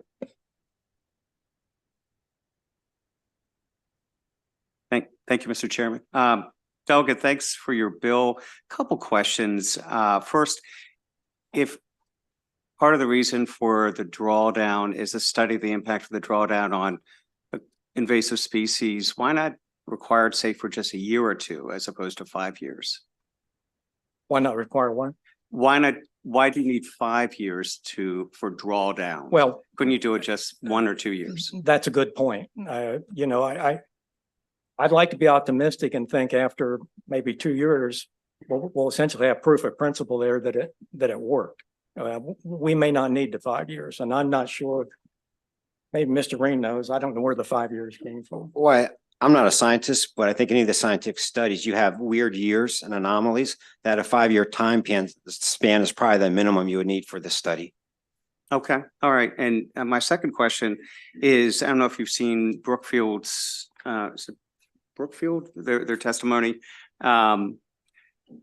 They're saying that having the drawdown might impact their ability to respond to an energy emergency during the winter. For example, if there's a winter storm and they're part of the grid. And so PJM says, okay, you have to increase the amount of energy you provide. If there's drawdown during the winter, that could limit their ability to respond.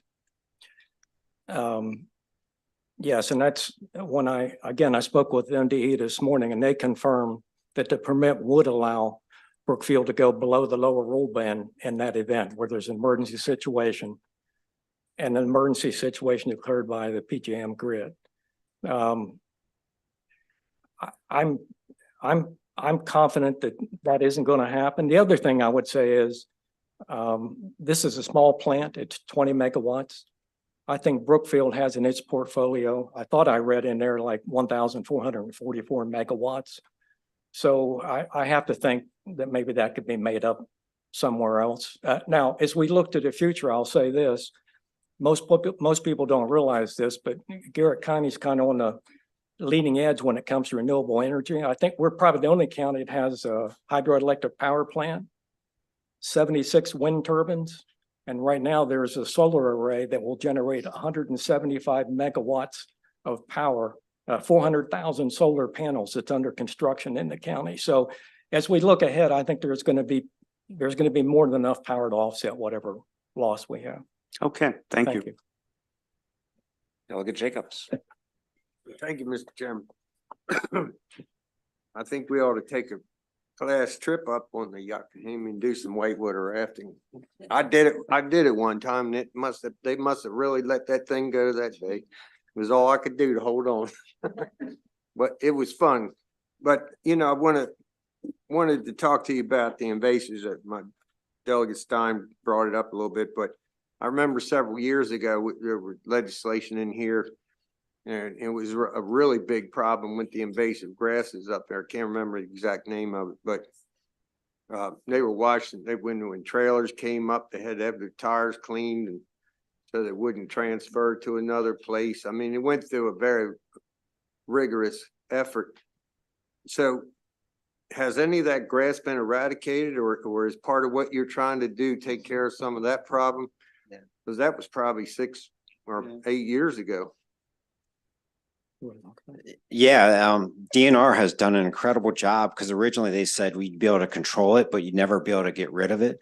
I would say it's 99% eradicated, but they're still doing controls on it.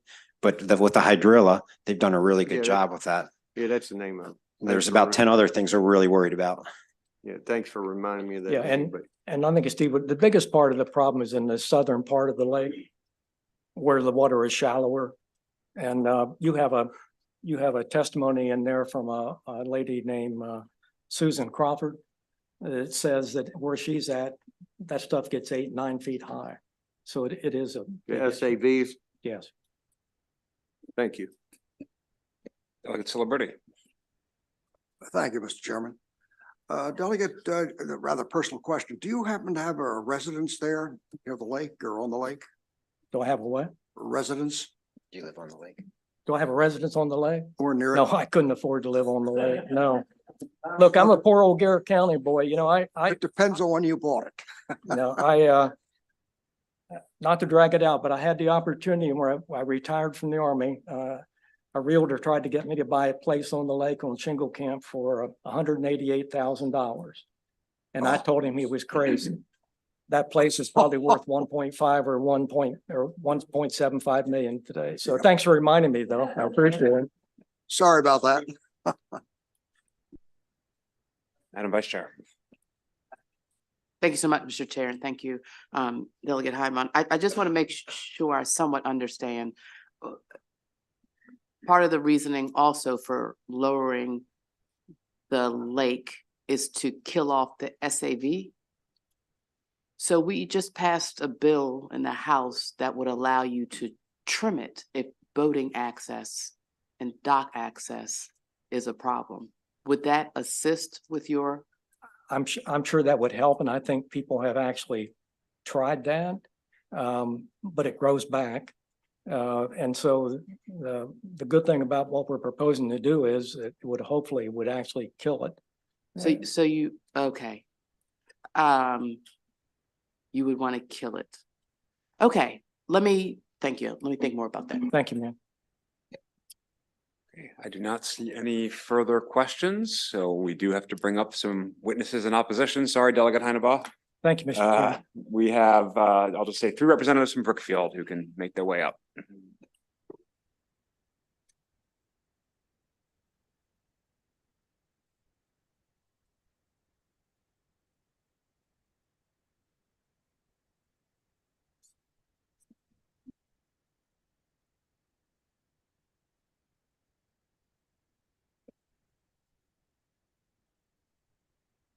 Please go ahead when you're ready. Good afternoon, committee members. My name is Pruta Hassan. I'm the Director of State Policy for Brookfield Renewable US. While Brookfield Renewable strongly supports efforts to improve the health and safety of Maryland's waterways, we are concerned that this proposal will not achieve that result and could have unintended consequences for communities and businesses. It also fails to consider the merits of an existing process that gives voice to all impacted stakeholders. In Maryland, Brookfield Renewable's 20-megawatt Deep Creek hydropower facility provides carbon-free power, local tax revenues, recreational opportunities, and both direct and indirect jobs. This bill will severely impact our operations and imposes risk on our facility and the many benefits it provides to the community. While we support efforts to preserve the health of Deep Creek, there's little to no evidence to suggest that the lower lake levels will create that result. In 2022, the Deep Creek Watershed Foundation released its own study outlining the water drawdown efficacy, and the findings showed no clear benefit for this level of drawdown. However, there are risks. We urge the legislature to consider the potential consequences of lowering the water band, including impacts to downstream fish comfort requirements, recreational boating, and the whitewater rafting community. This bill would harm our ability to uphold our regulatory and stakeholder obligations, both upstream and downstream. Perhaps most importantly, it hinders our ability to provide an essential service in ensuring that clean, reliable power is delivered to homes and businesses throughout the region. Lowering the water band jeopardizes our ability to inject maximum power into PJM during critical winter months where outages and extreme weather events are more frequent. During these events, PJM relies on resources like our hydroelectric generator with short startup times and run times to meet demand during these peak hours. We welcome additional discussion on potential solutions that would avoid these consequences. Thank you for your time. All right, good afternoon, distinguished members of the committee. My name is Dustin Dregge, and I am the Director of Operations at Brookfield Renewable US, the owner and operator of Brookfield, Piney, and Deep Creek LLC. I'm here today because House Bill 910 is a risk to our business, Deep Creek Lake, and the many stakeholders that it serves. I want it to be clear that we are not opposed to the removal of submerged aquatic vegetation on Deep Creek Lake, and that we understand that it is an issue for certain stakeholders. Further, we welcome meaningful discussions that are inclusive of all stakeholders about this topic and the various means and methods of targeted SAV mitigation that have been tested to date. The Maryland Department of the Environment has a water appropriation and use permit process that aims to conserve, protect, and use water resources in the best interest of the people of Maryland. The process for our current permit started in February of 2019 and concluded a year and a half later in September of 2020. The permit allows us to withdraw water from Deep Creek Lake to produce clean, renewable electricity for the PJM grid. Discussions were held between approximately 18 stakeholder groups at that time, including Brookfield, various private, public, and government entities. Through the permitting process, a consensus was reached that the current operating bands and winter drawdown elevations were sufficient to meet the needs of all parties. The permitting process is designed to give ample opportunity for all stakeholders to voice their needs and concerns and is meant to strike a balance between them, and it did. House Bill 910 is being proposed as a means of going around the permitting process and preventing other stakeholders from having their voices heard. This bill will cause undue risk to downstream uses of the water, prevent proper stakeholder engagement, and we have no scientific proof that it will have a positive impact on attenuating SAV. Thank you, Mr. Chairman, Madam Vice Chair, and members of the committee. Brett Leininger here on today on behalf of Brookfield, testifying respectfully in opposition. Just want to say at the outset, I appreciate the opportunity to have met with the bill sponsor, both in the House and the Senate. And I understand there has been frustration with the process. We had a project that was done during the interim at Arrowhead Cove Point or Cove, where there was a lowering of the bands. It took a year to go through that process so that the Department of Environment could weigh in of their concerns and all the stakeholders. And ultimately, we did lower it for a period of time. This bill, though, however, circumvents that process, as has been stated. It is complex. The delegate, the bill sponsor, said that this is one of the most technically complex permits. And references to what has happened in years past is relevant. That it's anecdotal, but this is a new permit, new requirements. So there's a reference before Delegate Foley mentioned about the climate change. It's a very different dynamic. In no way is Brookfield trying to be obstinate and obstruction, to obstruct the process. We're ready, willing, and able to have those conversations. NBE has a big voice in this, and they've said there are emergency situations where it can be lowered down, but there are a lot of layers to this. So we welcome the opportunity to continue the dialogue and try to find that common balance. It's a tricky balance to strike. So with that, we look forward to the opportunity to continue the conversation in a meaningful and constructive way that's, balances all the stakeholders. Thank you. Thank you, Delegate Jacobs. We got a lot of numbers in the sponsor's testimony, about the levels in the lake. And so when you do a water release to generate electricity or for whitewater activities, does the lake level change measurably when you have that release? So for a whitewater release, the lake level does change. It will depend on the length of the release and the incoming flow into the tributaries. So could you give me that level? I mean, there's a lot of numbers floating around here today, and so I'm trying to understand this. Yeah, so I think the important thing to remember here is that with climate, you can never predict exactly what's going to happen as far as lake levels. Are they going to go up? Are they going to go down? Until we find out how much water is in the watershed. The important thing to remember here is that we have, as part of our permit, we have to reach a May 1st target of 2461. That is a requirement. We also have to ensure that we have enough water for the temperature enhancement releases, for the downstream fish comfort, for the trout. So all of these things play into how we operate the facility. We've had many positive comments on how we operate the facility in the past, including during our permitting process.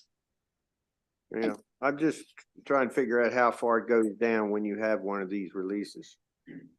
Like, what measurement when you do it for under either generation or white water activity? Yeah, so to give you a definitive number, Delegate, I would not be able to do that because it's very dependent. All right, thank you. Any additional questions? Okay, thank you all for being here. That concludes the bill hearing on HB 910. I'm sorry, Delegate Jacobs, did you have another question? Oh, okay. Okay, great. We'll now turn to HB 1042, Delegate Gazone, Maryland Agricultural BMP Best in Show Program.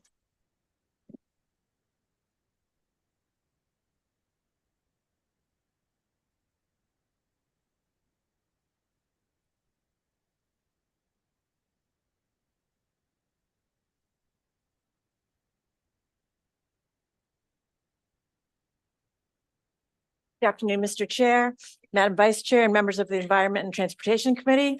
I'm Delegate Pam Gazzoni, representing Howard County's District 13, and I'm here in support of House Bill 1042, which establishes a Maryland Agricultural BMP Best in Show program. The impetus for this bill stems from the fact that the 2025 goals of the Chesapeake Bay Plan for Bay Restoration are unlikely to be met given progress to date. Part of the challenge is that current approach to funding pollution control projects has not been as effective as needed or as possible. This bill aims to improve the effectiveness of those projects. The Best in Show program will address this challenge in two ways. First, it will target best management practices implementation to areas most likely to demonstrate a benefit. And secondly, it will shift the focus from a simple accounting of practices implemented and instead evaluate which practices produce the greatest reduction through monitoring and verifying outcomes. The goal is to use the best practices in the best places. This is a competitive grant program that will utilize already available funds. To ensure greater buy-in from property owners, additional incentive payments for grantees are included. In addition, the bill prioritizes environmental justice and supports urban agricultural and underserved communities by allocating resources toward implementing BMPs vital to reducing pollution and improving environmental quality in urban areas. I'd like to thank the agencies involved for working together to develop this new approach to improving our environment. In conjunction with the governor's office, they've been working on some amendments which will be shared with the committee. I'll now hand off to the panel to share more details. Thank you for your attention, and I respectfully request a favorable report for HB 1042. I'd like to pass it over to Rachel Jones from the Department of Agriculture. Thank you, Delegate Gazzoni. Madam Vice Chair, members of the committee. This bill will provide and prioritize the use of certain funding relating to agricultural best management practices, also known as BMPs, and to increase the cost effectiveness and environmental, social, and health impacts of state-funded BMPs in a certain manner. It requires the MDA to administer and manage certain competitive grants under the program and would require applicants to provide certain information relating to those BMPs.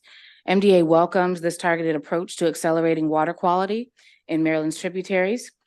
MDA worked with the sponsor as well as with MDE and DNR to consolidate the bill language, and you'll see that in the amendments that Delegate Gazzoni mentioned, in order to better administratively manage the outcomes and the success of the program.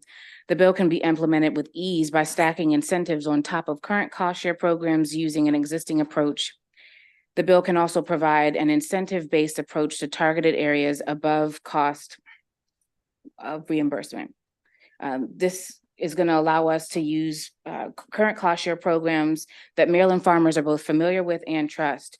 The Moore administration supports this bill, which is reflected in the fact that the agencies have agreed on reallocation of funding from three sources: the Bay Restoration Fund, the Chesapeake and Atlantic Coastal Bays 2010 Trust Fund, and the Clean Water Commerce Account. So funding would not come from the general fund for this particular bill. Current cost share practices have been identified by the National Resource Conservation Service as effective practices for nutrient management and soil reduction losses to local waterways. The bill gives MDA the flexibility to amend that list as needed to include new practices. So using location criteria for incentivized high priority practices, we would develop an incentive payment payment schedule on top of existing cost share programs, incentives for high-priority best management practices in specific locations above cost reimbursements to farmers for practices that the state would implement to meet water quality goals. And with that, the MDA requests a favorable report. Mr. Chair, Madam Vice Chair and committee members, for the record, I'm Hans Schmidt. I'm the Assistant Secretary for the Office of Resource Conservation at the Maryland Department of Agriculture. As Ms. Jones said, we support with amendments. Our farmers have done a tremendous amount. When you look across the Bay watershed, Maryland farmers have done more to putting conservation on the ground to meeting our water quality goals, and yet there's still more to do. Our opportunities through our cost share programs, the funding that you all have supported, are just that, cost share programs. They help offset the cost, but not the incentive to add more practices on the ground. And House Bill 1042 offers that opportunity to bundle practices together using existing funding sources to help farmers incentivize, put more practices on the ground to meet quicker, faster water quality benefits for our Chesapeake Bay. It also has components in there to helping our underserved, our EJ areas, working with the Department of Environment with their EJ map, identifying where those areas are to help, again, assist those farmers for putting practices on the ground. It truly has been working together with our sister agencies, trying to come up with some compromises on ways that we can provide better assistance and better both technical and financial assistance to our farmers. Thank you very much. Good afternoon, Mr. Chair, Madam Vice Chair, members of the committee.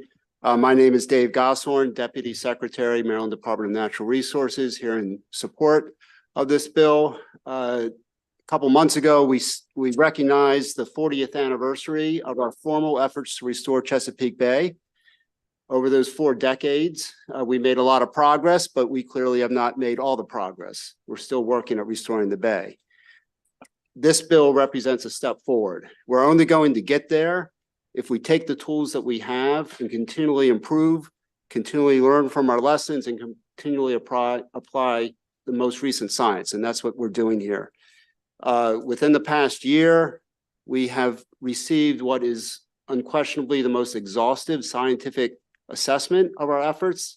The Comprehensive Evaluation of System Responses is what it's called, or the CESAR report. It's without doubt the most peer-reviewed scientific evaluation of our progress. It makes a lot of recommendations.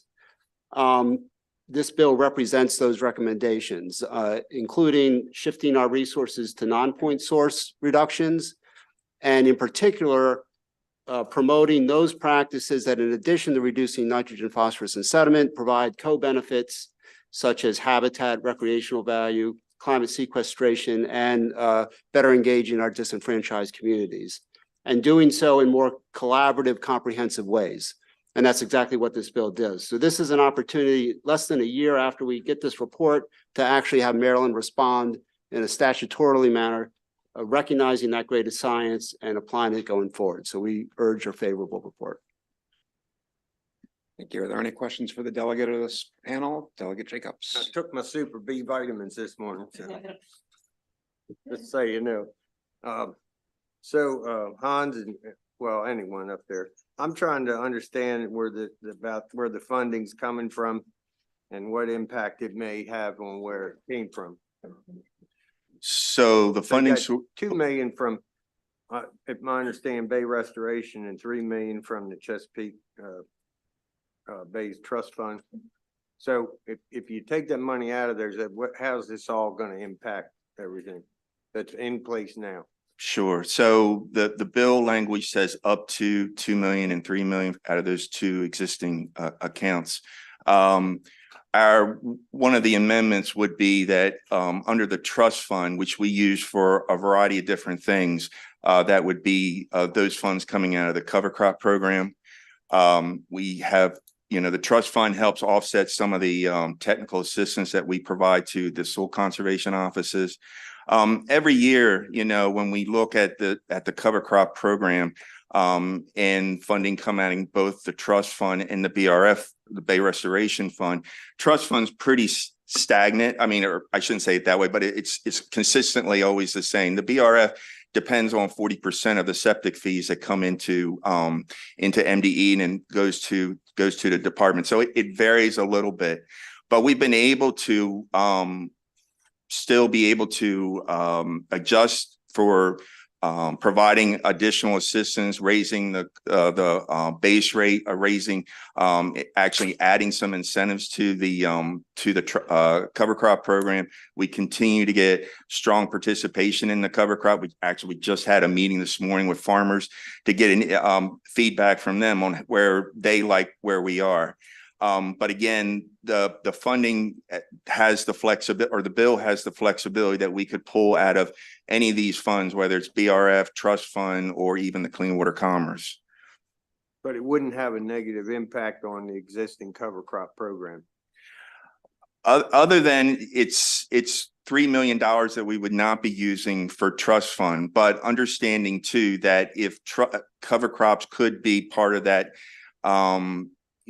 package to farmers in those specific areas. So it still may be using the same money to put the same practices on the ground, but bundled with other practices. So it would have, we feel, a minimal negative impact or minimal impact. By and large, as Dave mentioned here, as we're moving forward, we've been putting practices on the ground as farmers have trying to address resource concerns. And as the CESA report has shown us, is that we need to be looking at more closer to those edge of water practices that will help us get quicker response to Chesapeake Bay water quality response. Ultimately, it's all about water quality. And we feel like even though it's 3 million, up to 3 million, maybe out of the trust fund, we still think it's doable, it's manageable, and it won't really have that much, it won't have a negative impact on the program. And it doesn't affect cost share. Our capital projects, no. Because, I know they award these, soil conservation has these awards in various counties for projects they've done. So I'm just trying to wrap my head around how these are different or how it enhances it, I guess. So the program that this legislation actually gives us, what we haven't been able to do in the past is provide incentives above the cost share. And this is going to be one of the first times where we're able to do that, which will draw farmers in to put more practices on the ground. So it's important that, when we're going through, we're still going to be able to use max cost share, which are GO bonds.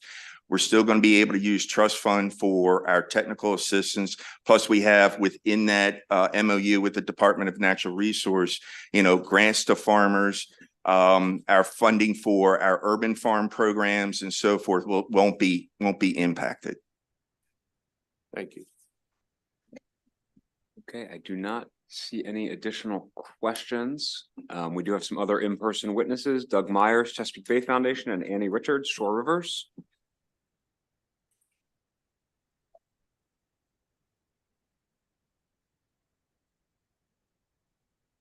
Please go ahead when you're ready.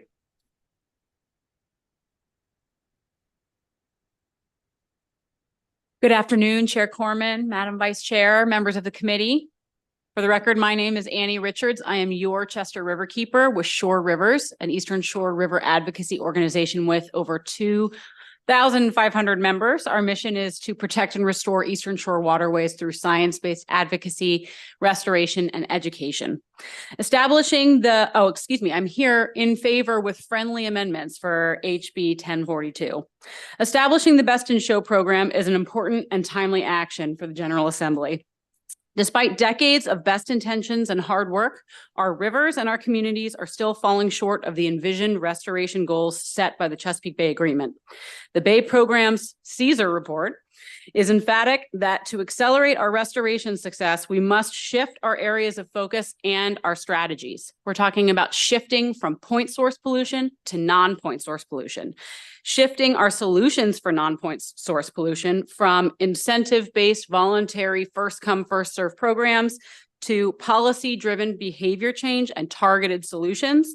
HB 1042 is a prime example of this shift without prescribing industry mandates. We also want to shift our desired outcomes from deep channel oxygen levels to improved shallow water habitat. This again is addressed by Best in Show program. HB 1042 will fulfill Caesar's recommendations by targeting funds for restoration practices across agricultural operations that have short-term responses to water quality, increase nearshore habitat, and benefit public health. And it establishes monitoring requirements to evaluate the effectiveness of implemented projects.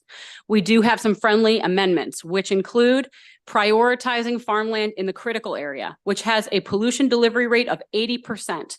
Caesar maintains that 50 to 90% of pollution in the Chesapeake comes from 5 to 20% of the land, and therefore not all restoration locations are created equal. We'd also like to see the project number reduced from 5 to 3, and we'd like to see 2 million come from the Clean Water Commerce account instead of the Bay Restoration Fund to make sure new money is going to these projects. Thank you. We request a favorable report with amendments. Good afternoon, Chair, Vice Chair, members of the committee. My name is Doug Myers. I'm the Maryland Senior Scientist for Chesapeake Bay Foundation, and I'm almost able to say me too, but a couple other things. Very, very excited that the departments have been able to converse on this, and I want to hand it to my colleague Annie for her tireless work on this issue. I believe we started talking about this maybe in October. And the department's been very responsive to the advocacy from both CBF and Shore Rivers. I would say two things about it. In addition, I'm very happy to see the urban agriculture piece. We're seeing more and more urban agriculture happening, and it's very important from a food security standpoint in the urban areas.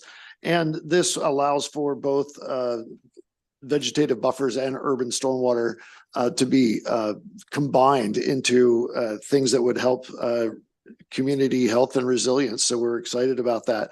The other thing, and I'm sorry Delegate Stein's not here to hear this, but we've had a lot of discussions about the ability for targeting these resources in critical areas where there's low elevation and there's currently sea level rise forcing saltwater intrusion onto croplands, making them less productive. And this is a way we can address that by having multiple incentives, specifically those in the critical area, specifically critical area properties that are at low elevation, is a step in the right direction. So with all the other things you've heard from everybody, CBF urges a favorable report, and we'll look at the amendments both from the departments and from Shore Rivers, and we may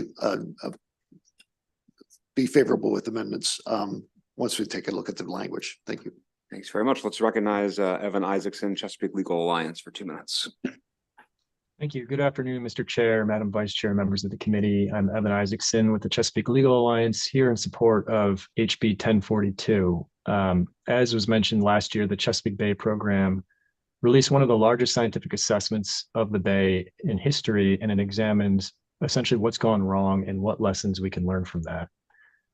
A few of the major themes, among the major themes that rose to the top of the report was the fact that we have previously overemphasized sort of a scattershot approach to our Bay restoration investment decisions and have not adequately targeted or coordinated those investments. HB 1042 seeks to address this problem specifically in the agricultural areas of Maryland by providing incentive payments for landowners and farmers who are situated in just the right place to use just the right types of projects in order to maximize the environmental and public health returns on our investments. We now know that a disproportionately large percentage of Bay pollution comes from a fairly small percentage of the landscape and from certain sources. And now that we know this and know how to target those areas, we'll be able to dramatically improve the efficiency and effectiveness of our restoration investments moving forward. But we can't reasonably expect those who happen to own property in these areas to know about any of this, nor can we pretend that a project has the same value wherever it's located.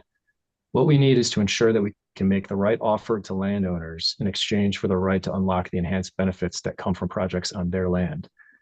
Working together under the bill, I have confidence that our departments of agriculture and natural resources can use their cutting edge tools and technology and new information to properly incentivize targeted investments.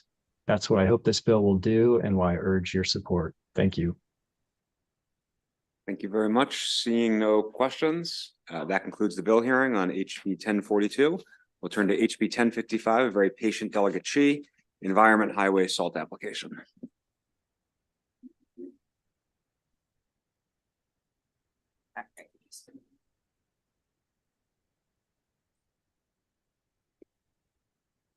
Hey, I think I might be the last one today, right?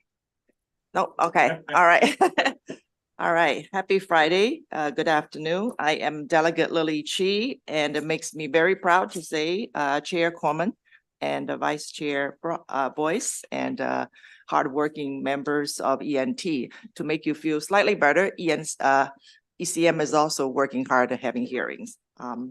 So HB 1055 is about road salt. Specifically, it would require state agencies, counties, and municipalities to report their own salt use on the roads to the Maryland Department of the Environment. That's all it does. In case this bill sounds familiar to you, that was because for the past couple of years, I have introduced a bill to require a training program for salt application contractors. And I'm pleased to report that since then, MDE has already established a program and ready to roll out for private contractors. So that's great progress, and we are very thankful. So this bill is the next step, which is to track road salt use by government entities. Salt, as we know, is a very cost-effective way to prevent snow accumulation on our roads and parking lots. Yet because salt is so cheap, it often leads to over-salting on roads, sidewalks, streets, and driveways. Such overuse of salt could lead to several harmful effects, including the fact that it erodes critical infrastructure such as bridges, pipes, and roads, and it harms human life, including vegetation, our waterways, and the soil quality. And of course, it hurts human health through excessive sodium in our drinking water, which cannot be easily removed. In fact, according to WSSC, over the past 30 years, there has been a 180% increase in the salt in the Patuxent River and a 104% increase in salt in Potomac River, two main sources of drinking water for many Marylanders. These numbers are likely similar in some other waterways throughout the state. Salt reduction starts with knowing how much salt we are using.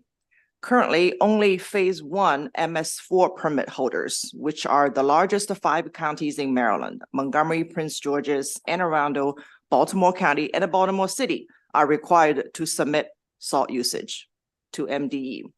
This legislation simply expands upon that to get data from all county entities, the rest of the counties, and municipalities and the state agencies. So it simply requires them to report how much salt they have used in the previous fiscal year by July 1st.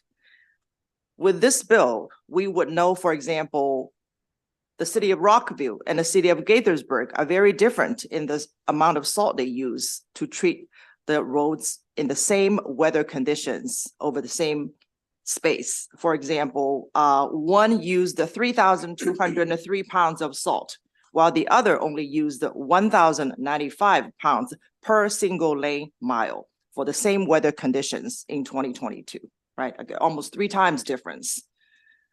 To make it easier for local communities to report data, this bill was heavily amended, I would say, now to just require total yearly salt use for reporting requirements instead of single lane miles as initially drafted. So with that amendment, the only opposition, which is MML on that language, is taken care of. Okay, MML said if you can take that language, then they will be fine with it. Okay. And also, the committee should have received a new amendment from today, which is to strike the language about collecting data at schools, higher education institutions, public parks, and private contractors. We're not going to go there yet. Let's just start with ourselves and set an example to say, okay, we're going to start with government entities. Okay. So in summary, this is a very simple bill that we've been working on for years toward the direction of reducing salt. And in fact, the amendments are way longer than the bill language itself. That shows you how much we are willing to compromise this just so that we can get it started, okay? And of course, you know, it's a simple bill with great impact on our health and environment and the benefits in terms of smart sorting. So with that, I urge the committee a favorable report, and I'm going to turn to my one witness over Zoom, Mr. Carl Van Nest. You're on mute, sir.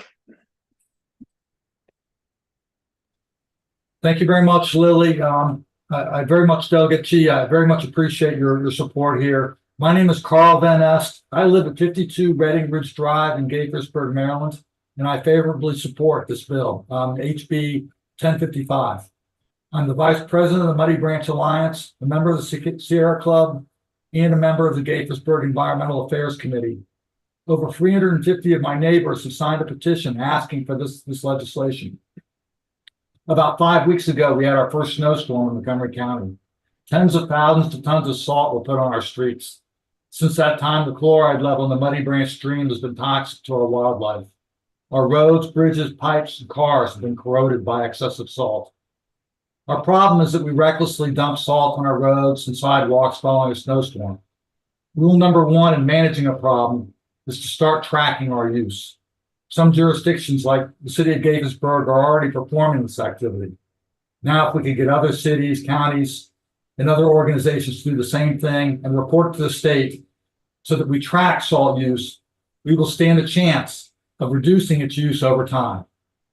As a side note, the Muddy Branch Alliance compared salt use by Gaithersburg, Rockville, and Montgomery County during 2022. And as Delegate Chi mentioned, Gaithersburg put down about 1/3 what Rockville put down. We wouldn't know that unless we started tracking it. And it's a simple thing to, once we get the amount of salt that they put down, to add the number of single lane miles, because we know that information. So please push forward with HB 1055. And let's have Maryland track our use of this nasty pollutant and corrosive. Thank you very much. Thank you. Are there any questions for Delegate Chi or her witness? I do not see any, so thank you, Delegate Chi. Have a good weekend.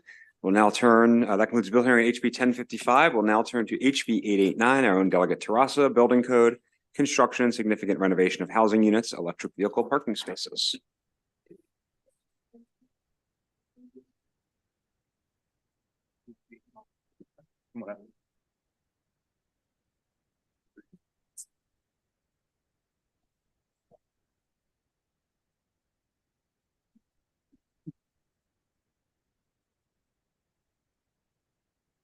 All right. Good afternoon, colleagues. Good afternoon, Chairman Corman and Vice Chair Boyce. For the record, I'm Delegate Jen Terrassa, and thank you for this opportunity to present HB 889, which relates to the installation of EV charging equipment. This bill is cross-filed by Senator Brian Feldman.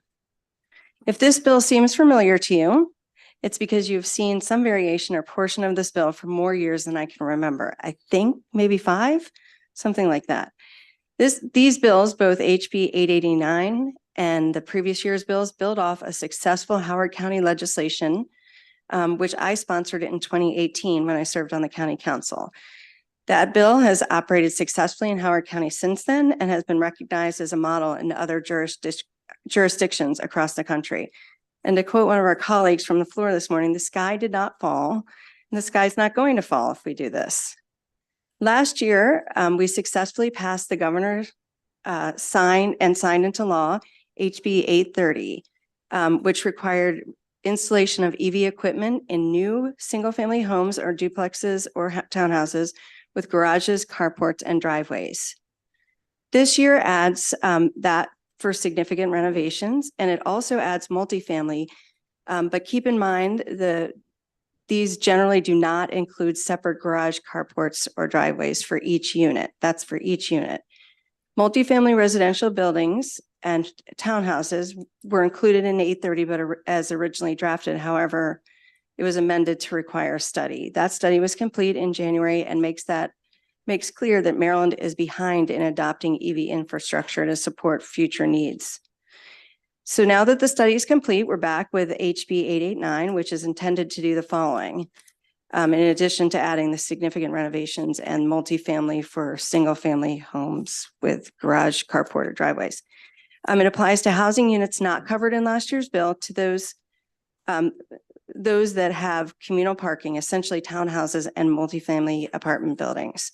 During the construction or significant renovation of 2 or more housing units, so generally those townhouses and multifamily buildings, they must install at least one EV installed space, that's with the equipment, plus an additional EV installed space for each 25 units. During new construction, 889 calls for an additional 10% of spaces to be EV ready. Those percentages increase to 20 by 2030 and 30 by 2035. So just a quick reminder of why we're doing this. I know you guys know this and the hour's getting late on a Friday, but as you know, Maryland has set ambitious goals of 300,000 zero emission vehicles on the road by 2025 and 600,000 by 2030. Additionally, Maryland has adopted the Advanced Clean Cars 2 program, requiring all new cars sold in the state to be 100% zero emission by the year 2035. So according to the MEA study, Maryland was home to a little under 100,000. I think Delegate Fraser Hidalgo yesterday gave us an updated number of registered EVs in the state, which accounts for approximately 4% of registered passenger vehicles right now. That was up from 24,000 in December 2019. So that means we're going in the right direction, but we're still really short of our goals. And so really quickly, 80% of electric vehicle charging occurs at home. And so we know the accessibility of home charging is a major barrier for residents who may want to buy electric vehicles. Retrofitting presents significant challenges and can be 2 to 4 to even 6 times more expensive than the installation during new construction, and can be nearly impossible in a townhouse community with no driveways and no way to plug a car into a home. In many cases, the only option there is to run a cord across the sidewalk. I think I've shown you pictures in the past. I'll send those to you, Mr. Chairman, if you haven't seen them. But it makes for a very dangerous situation. So on the cost issue, I want to go through that quickly. California expects to save $1.4 billion in installing charging upfront rather than retrofitting later. Adopting this will allow Maryland to realize considerable savings. The requirements of the number of parking spaces here, including EV installed or EV ready in 889, are quite modest. When we consider the current and future rate of EV adoption, we both anticipate and require. This bill ensures that electric vehicles are accessible not only to single-family homes, but also to townhouses and multifamily, and to people regardless of housing and economic and socioeconomic status. But again, making these installations as part of just on their own are very expensive rather than doing them upfront. And so I just want to, if we expect folks to switch to electric vehicles, we need to make it possible for them to plug in safely and conveniently, and passing 889 will promote electric vehicle adoption to ensure Marylanders have adequate access to charging stations. So a really quick note, I have a clarifying amendment being drafted because there seems to be some confusion among folks who've read the bill. I just want to make it clear, but it is how I explained it. And I also want to sort of address one last issue here, and that is the sort of really high price tag that you might see in MEA's report. There's something like $7.4 billion, which is obviously an incredibly scary number. And so I want to point out a couple things. I do take issue with some of the assumptions that are made. For example, there's a 20% contingency built in, and there's a whole host of other concerns I have, but taking all of those things for what they are, basically the numbers are based on 50% of all multifamily, and they appear to be based on retrofitting and include estimates for trenching and all that other stuff. Our bill is for 10%. Oh, and those are also for EV installed. Our bill is for 10%, 20%, and the 30% by 2035, which allows for a phase in, and that's only a new construction or significant renovations. We know we'll need a huge increase in the charging stations anyway. And so regardless of how we get there, we're going to need to get there. And so I would just point out that this is the less expensive way by far for the state to do this. And let's see, I have one last thing I think here. Okay, so in conclusion, I urge a favorable report of House Bill 889. Chair Corman, Vice Chair Boyce, members of the committee, my name is Josh Fisher. I'm with the Alliance for Automotive Innovation. We represent the automakers producing the most vehicles sold in the U.S. each year. We are here to request a favorable report and thank Delegate Terrassa for her continued work on this important issue. So the new vehicle market in Maryland is going to change very radically in 2 years when electric vehicles will represent 43% of all new vehicles delivered to dealer lots in Maryland. 2 years. That means Maryland residents and businesses will face significantly less gas-powered vehicle options on dealership lots. And studies conducted on the need for public charging assume, as the delegate said, 80 to 90% of charging occurs at home. Charging at home is far cheaper, far more convenient, and far more reliable. Studies have also found that 1 in 5 EV drivers have abandoned their electric vehicles and went back to a gas-powered vehicle primarily because they lacked access to level 2 charging. It's A1 and A2 when it comes to reasons folks won't buy an electric vehicle, the cost and the lack of charging infrastructure. And that's where this bill can really help. So we cannot expect multi-unit dwelling residents to pay 2 to 3 times much for charging and spend hours away from their home because their multi-unit dwellings lack charging infrastructure. Otherwise, there's a very good chance they'll either never buy an electric vehicle, or if they do, they might return it because they don't have access to charging.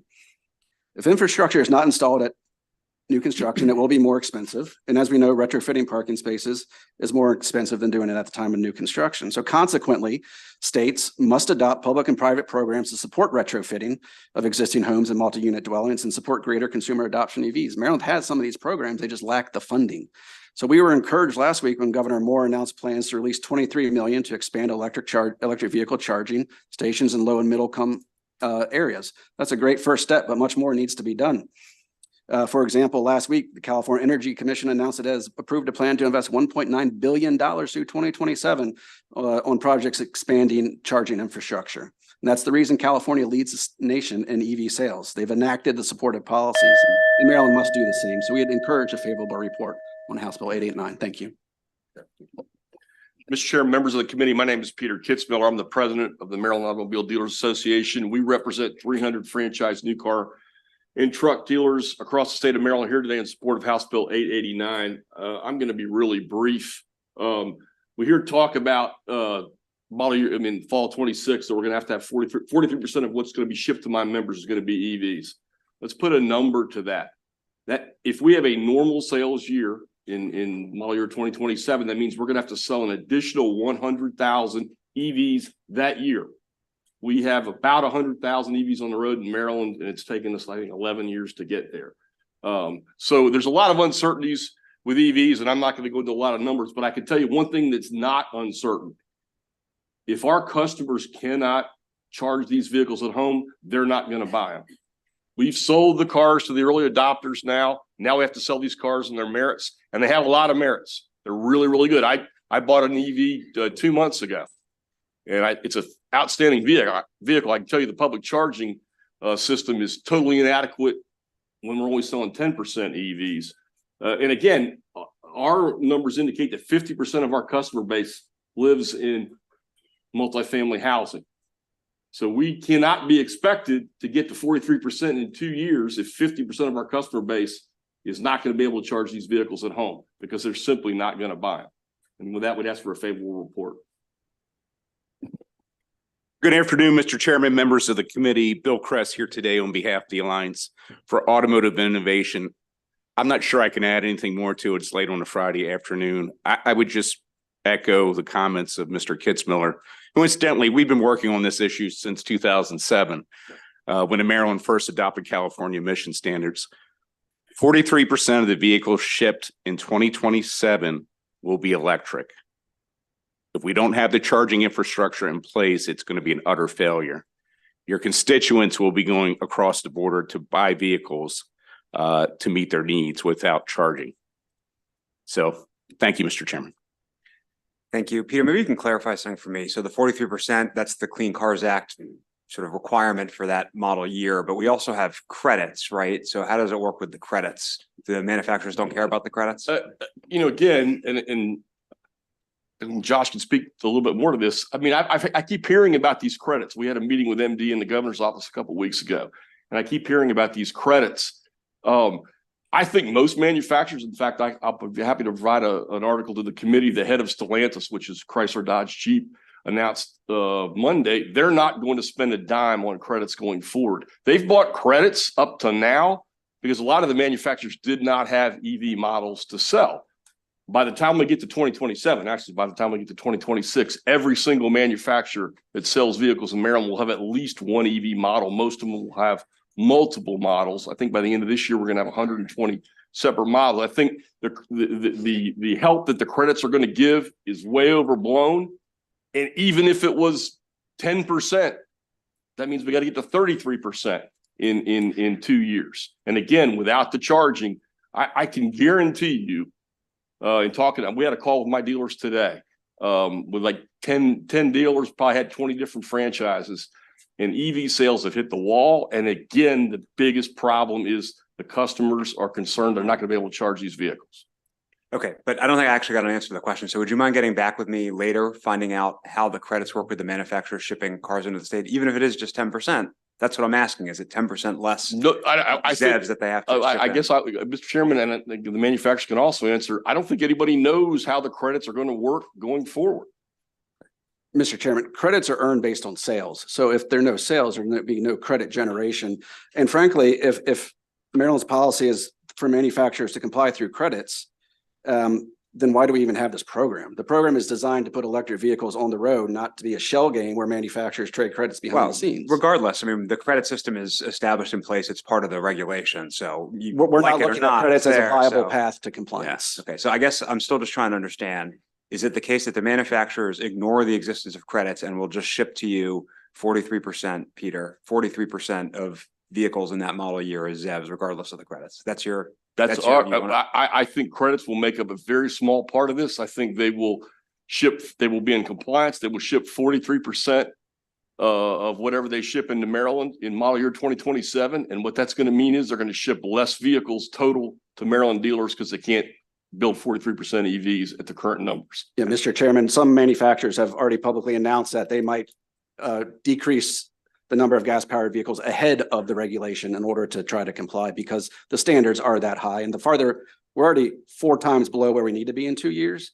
If we go into model year 27 at a significant deficit, those credits aren't going to matter. You're never going to be able to catch up. Yeah. All right. Thank you for clarifying that for me, or kind of clarifying it. Any other questions? Mr. Chairman, if I could just say one really quickly, I forgot to thank Delegate Lehman, who has been the co-sponsor of this bill every year and worked on it with me since the beginning.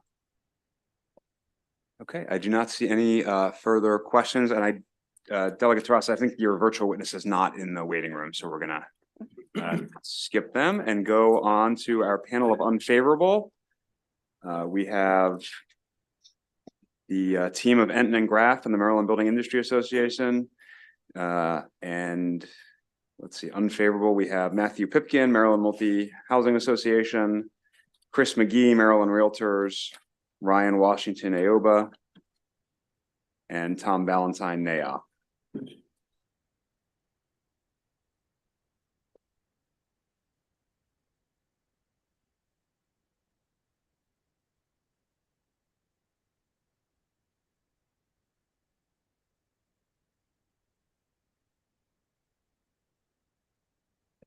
Please begin when ready. Good afternoon, Mr. Chair, members of the committee. My name is Matt Pipkin. I am here on behalf of the Maryland Multi-Housing Association, here to strongly urge an unfavorable report on House Bill 889. We have significant concerns with this legislation as it's currently written.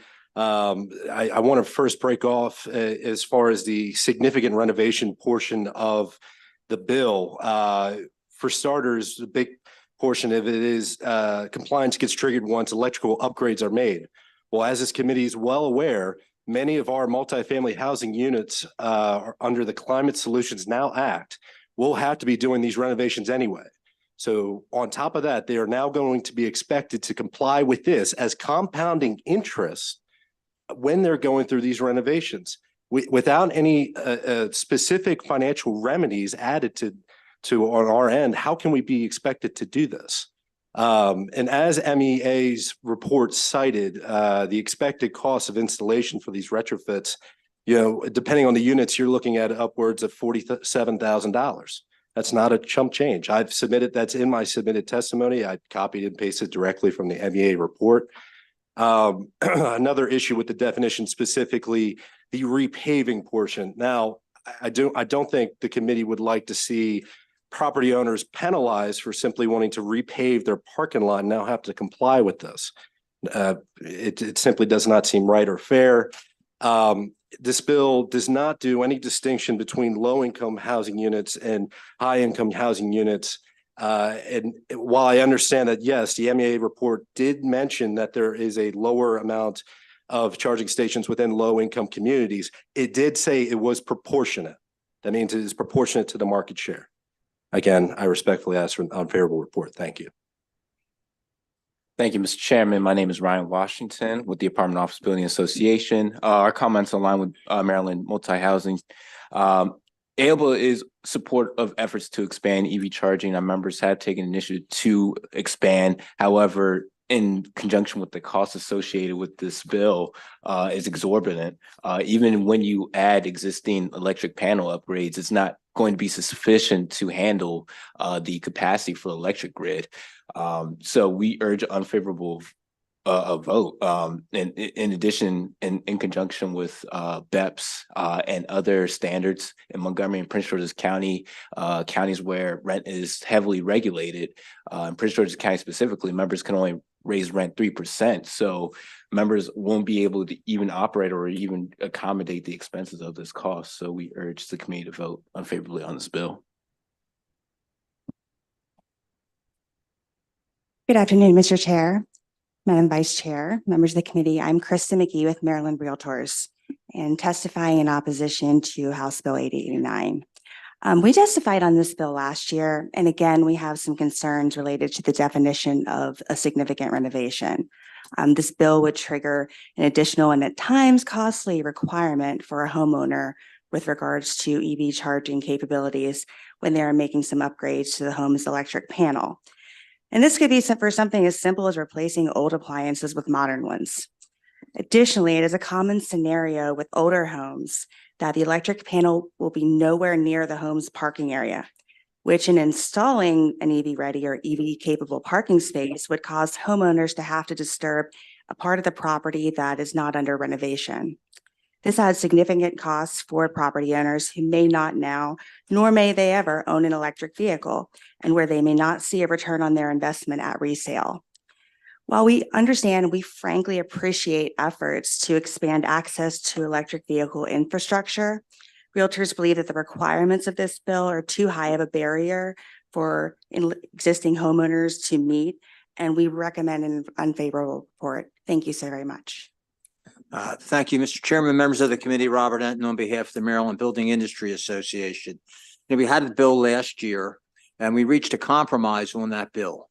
And the key to that compromise was taking out the multi-family buildings and having the Maryland Energy Commission study that. And if you look in your fiscal note, you'll see there's a reference beginning on page 3 to the study. And there's a link to the study. And if you open that link and you go to page 6, you will see that the estimated cost of installing charging equipment on 50% of multifamily parking spots would be $7.4 billion. Billion. And I guess the question is, who's going to pay for that? Your constituents are going to pay for that. You all are going to pay for that. Right now, the only witnesses who came to the table in favor of this bill today is the automobile industry. No one else came. But the number one priority that I've seen in this committee this year is affordable housing. And we believe this will have a seriously negative impact on affordable housing for your constituents because they are going to pay for it. one way or the other. I think that when you do the math and you look at, according to the Maryland Department of Transportation right now, 15.45 people in the state of Maryland per 1,000 have an electric vehicle. That is 1.5%. Now, is that going to go up? Yes, I don't question that. But I think what you need to do is put some kind of system in place where you, as you go forward, you adjust these requirements and the costs that go with them to the growth in the vehicles, not just setting arbitrary timeframes to do these things.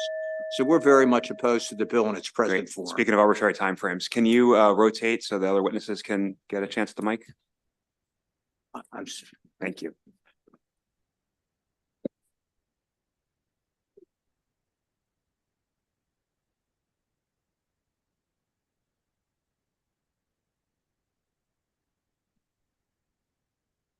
Good afternoon, Chair Corman, Vice Chair Boyce, members of the committee. My name is Tom Ballantyne with NIOP Maryland. We're a commercial real estate trade association here in opposition to House Bill 889.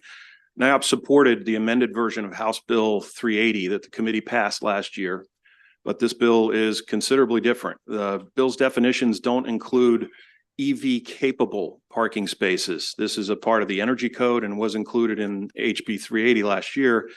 This means that there's no defined level of EV infrastructure that can be installed without securing and reserving electric capacity for each parking space.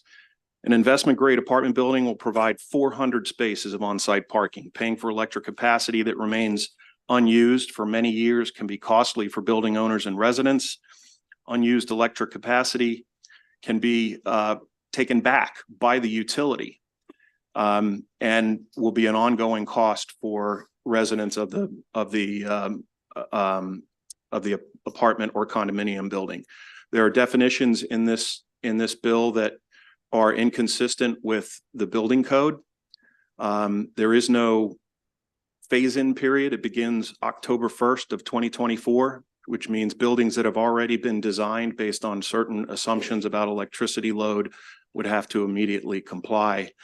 There is no off-site, any provision for off-site utility upgrades, either the cost or the delay, which is something that certainly should be considered.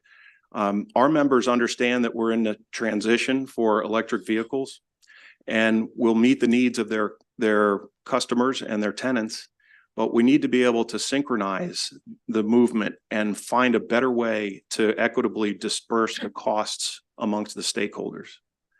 Appreciate your consideration and be happy to answer questions. Thank you. Good afternoon, Mr. Chair, members of the committee. Lori Graff, CEO of Maryland Building Industry Association.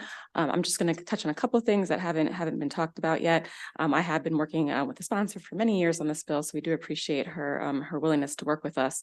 A couple of things as far as new construction. Electric vehicles are an amenity.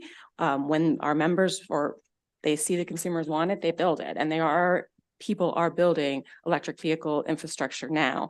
This is a statewide mandate. And yes, in Montgomery and Howard and Prince George's, there are thousands of electric vehicles. But in Allegheny County, I went and pulled the number, there's 61. That includes plug-in hybrids. In Comico, you got 132. Queen Anne's County, 167. So this is a statewide mandate. So we have a lot of concerns about that. It should be market driven. Mr. Valentine talked about the building codes. There is already processes to update the building codes. It's updated every 4 years. We at a national level and international level are working on those. So we know this is coming. We know that this is something we have to work towards. We're concerned about the timeframes. We're concerned about some of the language in the bill. And I would point you to the recommendations of the study that was conducted that we agreed on last year. And it does talk about the key findings, and the recommendations are to work with key stakeholders on incentives and revenue generation models and innovative ownership models and other things to try to advance electric vehicles through the state. So we would be supportive of those efforts, and I'm happy to work further on the bill. But at this point, with the current posturing, we would be opposed. Thank you. Thank you. We do have some questions. Delegate Ruth. Thank you, Mr. Chair. Thank you all for being here. And so I have a couple of questions. First of all, for Ms. McGee, and I apologize, I don't know your name.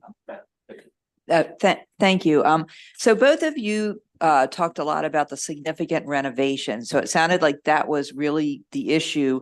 Do you have an issue with installing in EV parking spaces in new multifamily housing? It's kind of, from my understanding, universally a lot cheaper whenever we're talking about new construction Right. versus. Right. So no. So in a way, you're more favorable with amendments than unfavorable, would you say? I would have to go back to get actual position on that, but I mainly understand. it's the significant renovation. Mainly we're concerned, with making that repair is the proximity to the electric panel and the parking space. Sure. And so if there's a consideration for adjacency. Okay, thanks. And I'm sorry. Yes, and respectfully, my association, we're representative of current property management, property owners. We're not as concerned as far as the new construction portion of it. We're terrified of the retrofitting part of this and that enormous cost associated. Okay, thank you. And so for any of you, for new construction, then it would be an advantage because it would be something that customers would, residents would want. I mean, I'm looking at Hilton Hotels just last year announced that they're going to have EV chargers at all their hotels, and they said their data shows that EV charging jumped from 4th to 2nd place in searches. So it's highly in demand when people are looking for hotels. And I think it's increasingly going to become highly in demand for housing as well, wouldn't you say? I would agree. I mean, it's market. That's why I say it's market driven. It's something that as consumers want it, we're going to build it. Just like any other amenity that we put into our housing, we're going to build it as people want it, and we're going to use it. We're going to put it in. It's when people aren't using it and the electricity and other things, are quite costly. Sure, but it's more costly to build it later if you have to come back and retrofit. You've all said that. So isn't it better to build it now when in new housing? I believe the study actually said that it wasn't as much as we all like to talk about it. I don't think it's quite as expensive as we had. Okay, I thank believe you. Yeah. Mr. Chair, may I answer? The MEA study there's a table in the MEA study that shows that new construction is about $43,000 per parking space, and retrofit, and this is for large buildings, was 47. So it's very close. The concern that our members have is putting a lot of infrastructure into buildings, into the ground, reserving electric capacity, and having no user for them for a very long time. We'd rather try and meet the demand as it's growing and be able to synchronize what we're doing to satisfy customers. So I understand that, but obviously we're increasing the number of electric vehicles. So we run the risk that then you're going to have to go back and retrofit. But so Mr. Anton, you said that you mentioned that in the study, it says $7.4 billion. That's correct? Yes. To install, but that's for 50% of the parking spaces. This bill doesn't call for 50%. Is that correct? I think it's so maybe it's 4 billion. I mean, I don't know. So The number is off the chart. That's the issue. And once again, the question is who's going to absorb that cost? But that's the bill calls for 10% by 2026 and 20% by 2030. Isn't that so? So again, I just think that those numbers, at least from the study that we saw, that I don't know whether those are accurate numbers or not, whether they're high, whether they're low, and it just seems to us that if you're going to do this, it shouldn't be based on speculation for billions of dollars when there's billions of dollars at stake. If you're going to do this, number one, it's a big difference between doing it for existing buildings and then doing it for for new buildings. I think the demand is obviously, I think, pretty much there for new construction. The big concern with this is the renovation of existing buildings, particularly large apartment houses, large condominium regimes, and who's going to pay for that? The people that live there. And we just shouldn't pick arbitrary dates and arbitrary percentages. Thank you so much. Delegate Lehman. Thank you, Mr. Chairman, and thank you, Delegate Terraza, for your many years of work on this legislation. So I think Delegate Ruth helped clarify my question, which was that, first of all, are all of you opposed or any of you favorable with amendments? And in your testimony, I have to say before you answer that, came across as if it was about the entire bill, not so much the piece on renovation. So could you clarify that? Going back to the new construction versus renovations, To me, any of you? I mean, as far as the Maryland Multi-Housing Association, I mean, our primary concern has to be the significant renovation piece. Because there are other compliance standards that are coming into play that will require these electrical upgrades. I mean, we're talking about just adding, again, compounding interest onto already beleaguered property owners who are also going to be expected to help fix the housing crisis. Okay, and anybody else before I ask a I follow-up? just think that, we believe that based on demand, it's for particularly, that people that are constructing new buildings are gonna, if they sense that's where the demand is, that's what they're gonna do. The idea of renovations is a whole nother story. From our official position is obviously we're opposed currently, but we always are willing to work on amendments. So But could you state specifically, any of you, do you want to address specifically if you could support amendments around significant renovations? What might that look like? Or are you just opposed across the board to trying to apply these standards to buildings that undergo significant renovation? That's a great question, Delegate. And I know we're actually working on that, trying to determine that on one of your bills. And it's always the devil's in the We details. just had this conversation yesterday. Yeah, we literally did. And the devil's in the details. And we can go back to our membership and speak on what that may look like. But from just the experience in terms of what is presented in this bill, I know that it's just going to be significant when you just only include electrical panels, as it does tie it to that BEPS trigger language where, buildings are already going through the process of electrification.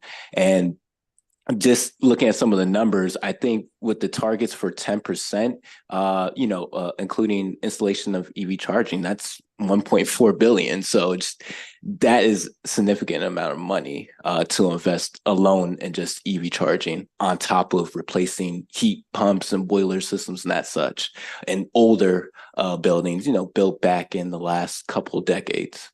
Okay, thank you for that. And then to Mr. Enton's point, I think it was Mr. Enton who said the only people here favorable were the auto, dealers and manufacturers. But I believe in years past, Mr. Chair, Delegate Terraza, I know you know the answer to this. I tried to look in the testimony, but couldn't get to it quickly enough. IBEW has been really strongly supportive because it will be, it'll create jobs for electricians, obviously. And I know they weren't here today in person, but they have been strongly supportive over the past several years of similar bills. So thank you for that. I hope you will continue the conversation because this is inevitable. This is the direction we're going to move in. It seems to me unfair, and I think you all would agree to leave out people who live in multifamily housing who want to buy electric vehicles, plug-in vehicles, but as one of the earlier panelists said, would have no place to charge them at home and thus are not going to end up being able to buy them. Thank you. Thank you, Mr. Chair. Delegate, can I clarify our position from commercial real estate? Sure. Our members keep the buildings that they build. So we have significant concerns that mirror what the other panelists have presented about retrofitting. We supported a bill that passed this committee and passed the House of Delegates last year that dealt with new construction. It had a way of dealing with the uncertainties and the cost of bringing power, offsite power and reserving that for long periods of time, which this bill doesn't. In terms of, where we support with amendment or oppose, I didn't really think it was a kind of a clean position to come in here and say support with amendment and have a dozen things that we have concerns with about the new construction part and the major renovation part. But we're certainly willing to work as we did last year. Thank you. Delegate Terraza. Thank you, Mr. Chairman. I just wanted to clarify MEA's position. I understand what your read of the study, but isn't it true that MEA is favorable on this? The MEA? Maryland Energy Administration. We haven't seen the Okay. bill file, but last year their position was to remove the retrofit provisions, Okay, correct? I believe that's correct. that is not their position this year. They're favorable. And then I guess the related question, then I guess you haven't seen their statement that it is key that EVSE be integrated into multifamily development when it's least expensive to do so, i.e. during construction or significant renovation. You haven't seen that either. I We see. haven't seen the bill file yet, but Okay. at significant renovation, they're going to, at the true definition in the building code of significant renovation, there were going to be major upgrades to buildings for fire safety, ADA compliance. And the building codes and the energy codes in the next edition will have electric vehicle charging requirements as well. Okay, happy to work with you on that. Great, thank you all. I did miss a favorable amendment testifier. I apologize for that. So let's bring up Josh Cohen, Switch Energy Inc.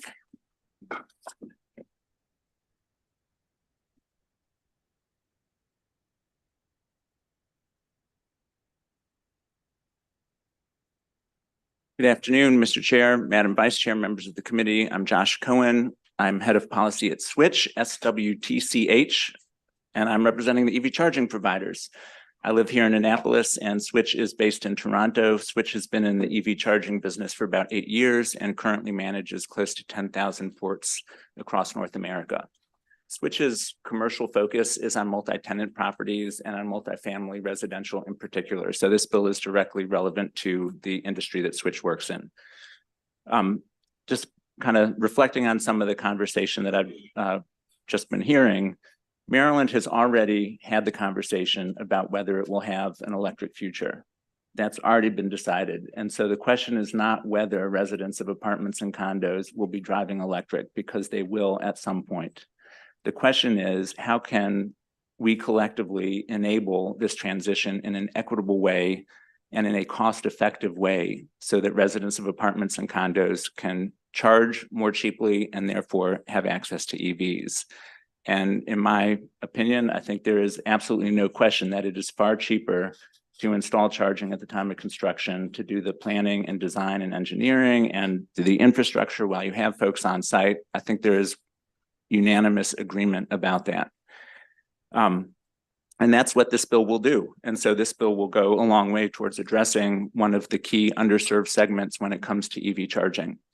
I'd respectfully request consideration of 2 amendments. One is to go bolder. This bill is relatively modest, even though greatly appreciate the support of Delegate Terrassa and the other sponsors. Illinois, for example, has already enacted a bill that requires 100% EV capable, the definition that Mr. Ballantyne alluded to. That is already in effect as of January 1st this year. And the other amendment I'd request consideration of is language that does reference the IECC, the International Energy Conservation Code, and says if that is more stringent, then Maryland will adopt those regs. Thank you. Great, thank you. I do not see any questions. So that concludes the bill hearing on HB 89. We'll now turn to HB 891. Delegate Holmes, Seed Community Development Anchor Institution Fund alterations. And if you have a panel, please bring them up.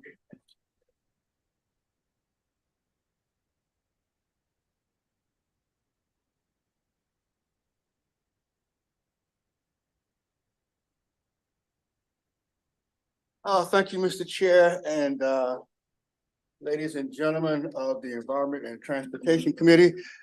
For the record, my name is Delegate Marvin Holmes, and I'm going to say something that all of you have heard before, but this time is really the truth.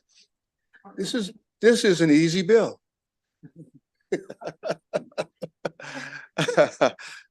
Thank you very much for allowing me the opportunity to present to you HB 891.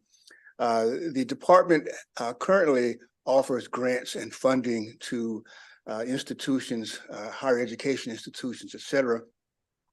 And they wanted to have the opportunity to expand other persons the opportunity to get some of these grant fundings. And that, ladies and gentlemen, is all that the bill does.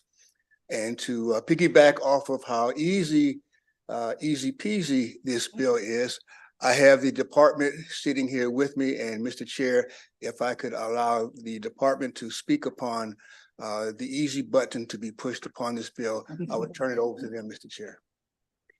Thank you. Thank you, Chairman, Vice Chair, and members of the committee for this opportunity to express support for House Bill 891. For the record, my name is Janine Auerbach. I'm Deputy Director, Division of Neighborhood Revitalization at Maryland Department of Housing and Community Development. Our department administers a portfolio of community development funding programs, and the Seed Community Development Anchor Institution Fund is one of those programs. It's a long name. The Seed Fund was established by HB 1400 in the 2016 legislative session. It provides financing for revitalization projects in areas of the state in need of reinvestment, and it supports partnerships with anchor institutions to fund those projects.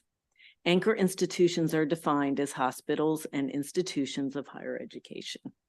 House Bill 891 makes 3 changes to the SEED program. First, it expands the eligible geography to include designated sustainable communities consistent with other community development programs administered by the division. Sustainable communities is a statewide place-based designation based on local revitalization plans. This change gives the program flexibility to work in urban, suburban, and rural settings.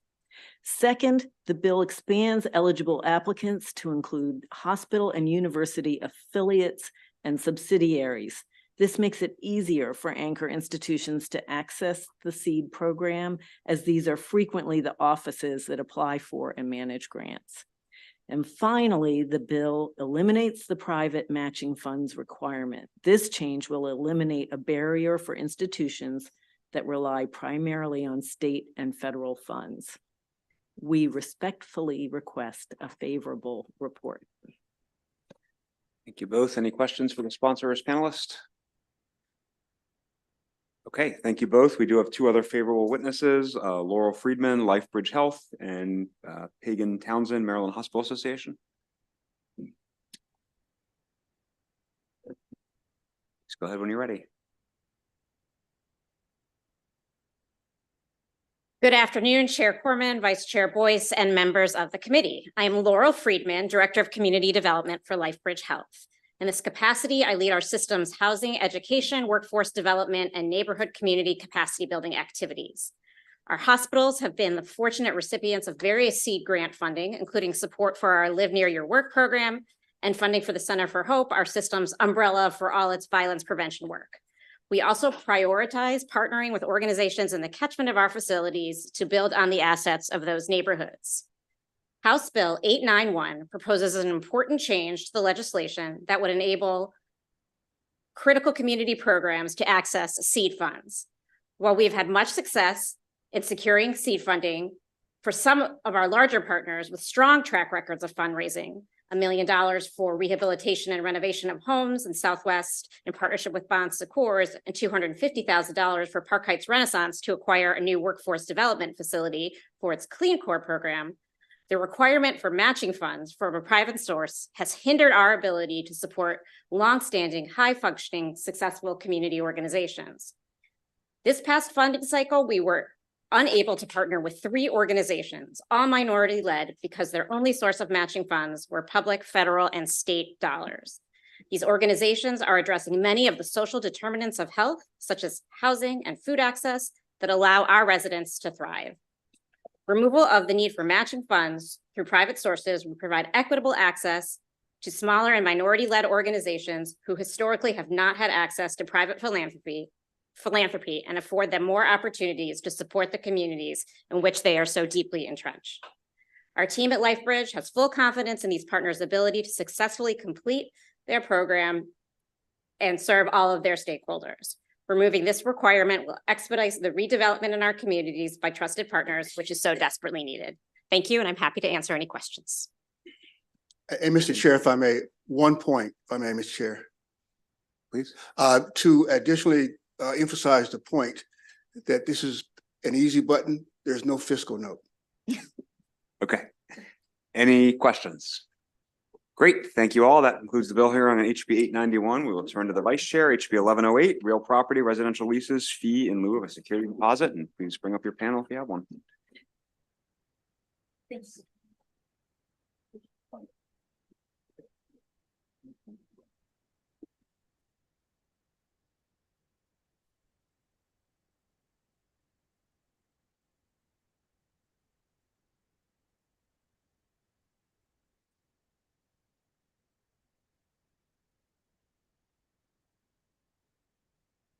Mr. Chair, I apologize ahead of time.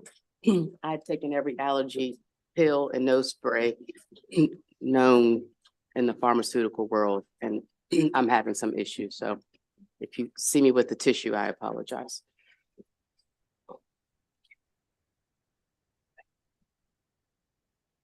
And thank you so much.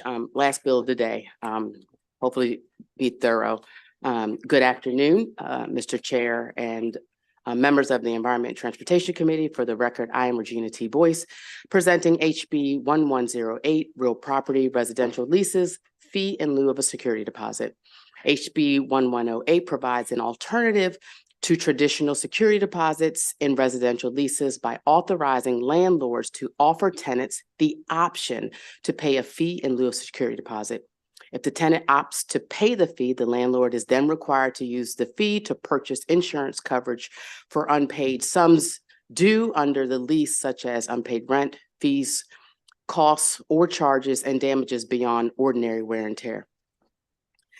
A tenant may opt out of paying the fee in lieu of security deposit by providing the full amount of the security deposit at any time. There are many families, veterans, young people, and seniors struggling to find affordable housing. I support this legislation because we have a housing crisis and shortage. The average rent in Maryland now is $1,800 a month. A tenant would have to come up with about 2 months' rent and security deposit. That's a great deal of disposable income that most housing insecure individuals do not have. The bill outlines specific requirements and procedures that require the landlord to provide written disclosure to tenants regarding the fee amount, payment terms, and the landlord's obligation to purchase insurance coverage for unpaid sums due under the lease. HB 1108 authorizes tenants the options to dispute any claims made by the landlord or insurer regarding damages or unpaid sums due under the lease.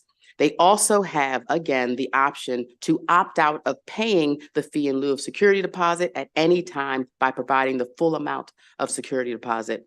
It is in my opinion that HB 1108 is good policy that protects the tenant and ensures immediate housing without the barrier of disposable income. Again, this bill allows the landlord to offer tenants to access housing without a large upfront sum. There's no requirement. Tenants can reject the offer for the fee in lieu of security deposit. This option for tenants can remove challenges accessing housing by lowering barriers to get into housing. There is opposition, as rightfully so, because we want to make sure the tenant is protected and not taken advantage of by the misuse of this insurance product by a landlord. And I agree, and I certainly welcome that discussion to fully vet this bill. I will add that this insurance is available in 47 other states. I think we can look to those other states to see how it has been working thus far. I thank you for your time and your consideration for HB 1108. Chair Corman, members of the committee, thank you for the opportunity to testify on behalf of LeaseLock in support of HB 1108. This bill would allow Maryland to join 47 other states in allowing landlords to present tenants with the option of an innovative solution to a common problem: the personal economic stress caused by security deposit requirements. This option is a monthly fee that waives a security deposit requirement, much like private mortgage insurance waives a 20% down payment requirement on a home purchase. Security deposits exist to protect landlords from lost rent or the cost of repairing damage at the end of a tenancy.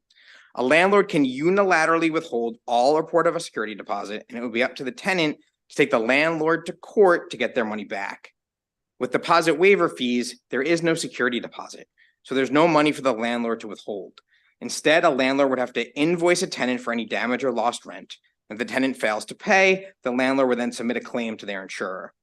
The bill requires a landlord that waives a security deposit in return for a monthly fee to purchase this kind of insurance. The bill requires robust disclosures when tenants are presented with the waiver fee option. These are based on a law that was passed in Washington State in 2022 and regulates how, when, and with what documentation a landlord can invoice a tenant for damages at the end of their lease. Optional deposit waiver fees are a good option for the thousands of Maryland residents that would face difficulty paying a security deposit. There is no silver bullet for solving Maryland's housing crisis, but we believe this bill provides a good balance between giving tenants options and mitigating some of the risks associated with being a landlord. Thank you. I'm happy to answer any questions. Mr. Chairman, members of the committee, my name is Josh White from KO Public Affairs on behalf of LeaseLock.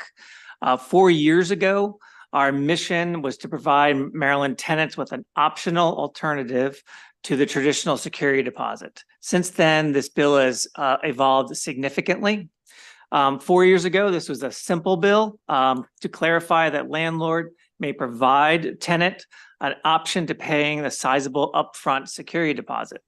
But over the last 4 years, with meetings with the Office of the Attorney General and tenant rights organizations, this bill has incorporated dozens of consumer protections provisions. And today, that one-page bill is now a 12-page bill and the strongest tenant protections in the nation. And just to give you an idea of some of those, there's caps on fees collected, right to request in writing and the inspection of a unit and documentation of pre-existing damage.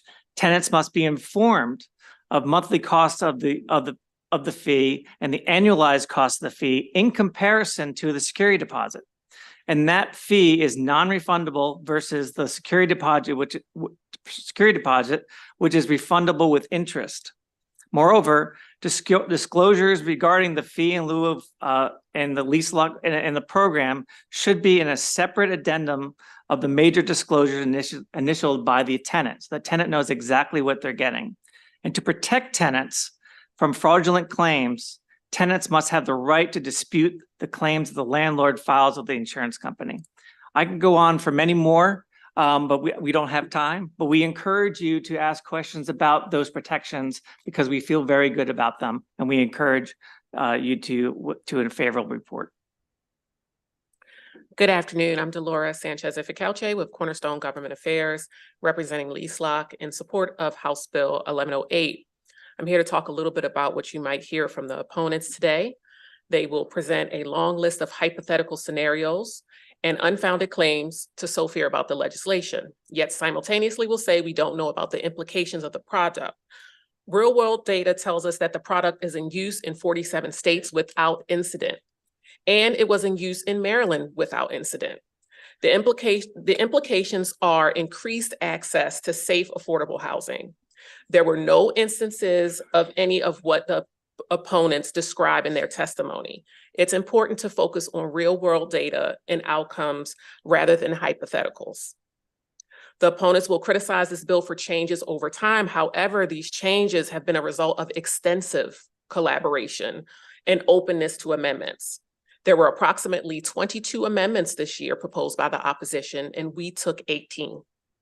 Yet they still oppose, and the goalpost continues to move. Opponents will argue that the product is too complex to understand, but this complexity has been largely introduced at their request through various amendments. Opponents also claim there's a better way to address the issue. For 3 years, they have failed to present a viable alternative bill that would contain those alternatives. But they continue to oppose a bill during a housing crisis because we will not allow them to use it as a vehicle for their goals. The opponent's resistance directly contradicts the urgent need for housing during a housing crisis. And it's important to emphasize that the proposed legislation is not a cure-all for the housing market's challenges. However, dismissing it because it doesn't solve every issue overlooks the incremental progress it will achieve. Every step forward, no matter how small, is valuable in addressing complex societal problems like housing shortage. Question is Delegate Holmes. Thank you, Mr. Chair. I'm sure there'll be other questions as well. For those persons that have not been involved with this discussion for the past several years, first off, if I may, Mr. Chair, can someone please explain how the process works? I am a tenant. The landlord offers this product. What happens next? Sure, Mr. Chair, may I address? Thank you. Great question, Chairman Holmes. Thank you very much. So if a landlord is currently working with an insurer like LeaseLock, when tenants move into one of that landlord's properties, the tenant will be presented with an option of a security deposit that everyone's familiar with, or an option for a fee to waive the security deposit. If the tenant chooses to pay the fee, averages $39 per month across the country currently, and is in over 1,500 properties across the country and in more than 100,000 units. The tenant then pays that fee monthly along with their rent. At the end of the tenancy, if there is any damage to the unit or if the tenant was short on any of their rent, the landlord would then send an invoice at the end of the tenancy saying, I had to fix this hole in the wall, it's $100, here's a picture, here are the receipts. The tenant fails to pay within 30 days, the landlord would then submit a claim to the insurer. If it's a valid claim and through a normal claims adjusting, the insurer will determine whether or not it's valid. The insurer will pay the claim. The coverage that LeaseLock offers goes up to $5,000. So in some instances that may exceed what would be a security deposit.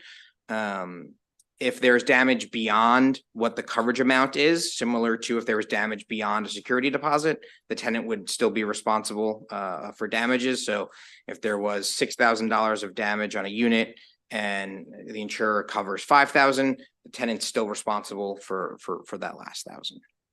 If I may, Mr. Chair. So this is a payment that the tenant makes as long as they're living in the property, if they want to. Correct, or until their total fees paid over the course of that tenancy equals 2 months rent. And so the total fees paid over a tenancy would be capped, or they can opt out at any time by providing. Say that last part again, please. Until their total fees paid equals 2 months rent. So if the security deposit, if the rent for the 1 month is $1,000 and I'm paying this insurance policy and the amount of money that I have paid into it is equal to $2,000, then what happens?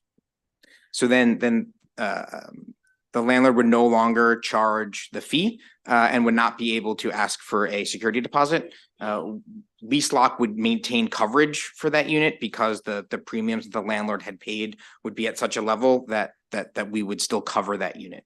Okay. All right. And outside, if I may, Mr. Chair, outside of that, if prior to the tenant reaching that amount of money that we just discussed, can the tenant terminate this LeaseLock insurance at any time? Let's just say that the tenant comes into some money for some kind of way. Can the tenant terminate this insurance policy at any point?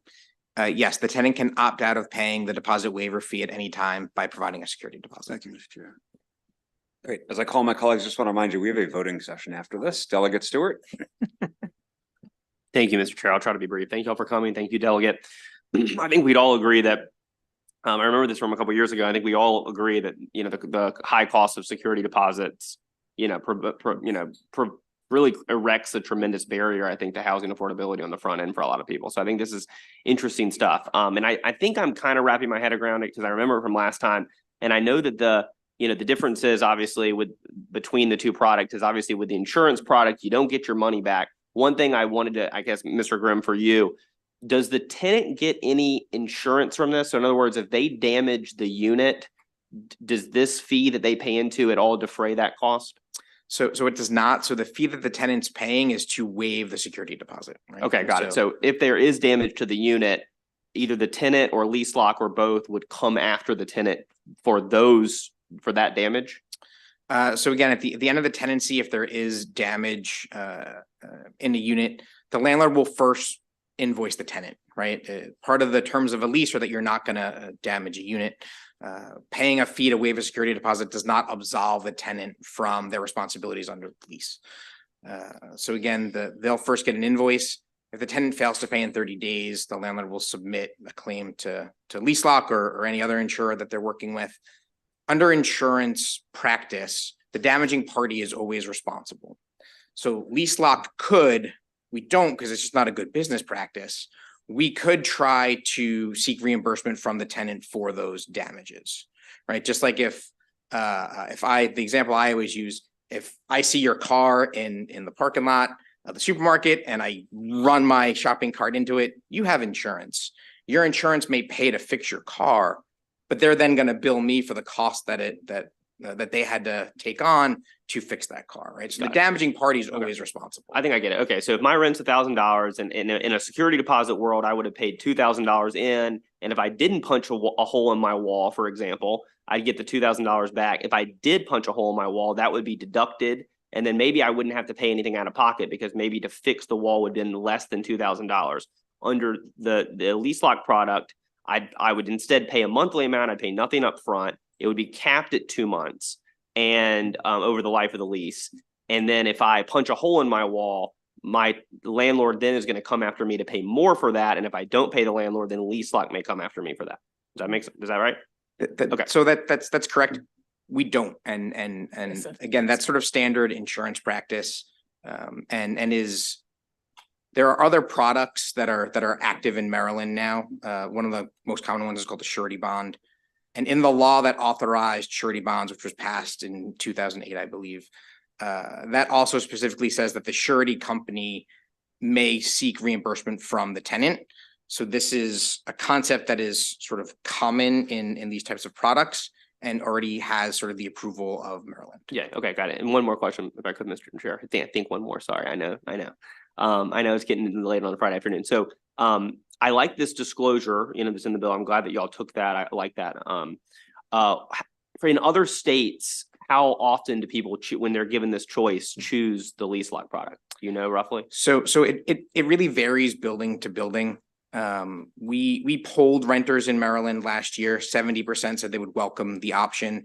In some buildings, it's as high as 90%. In other buildings, it's more like 60%. That's what I saw. So on your website, it says 90% choose lease lock when it is quote unquote automatically embedded in every online lease checkout. What does that mean? What does that mean if it's automatically embedded in every online lease checkout?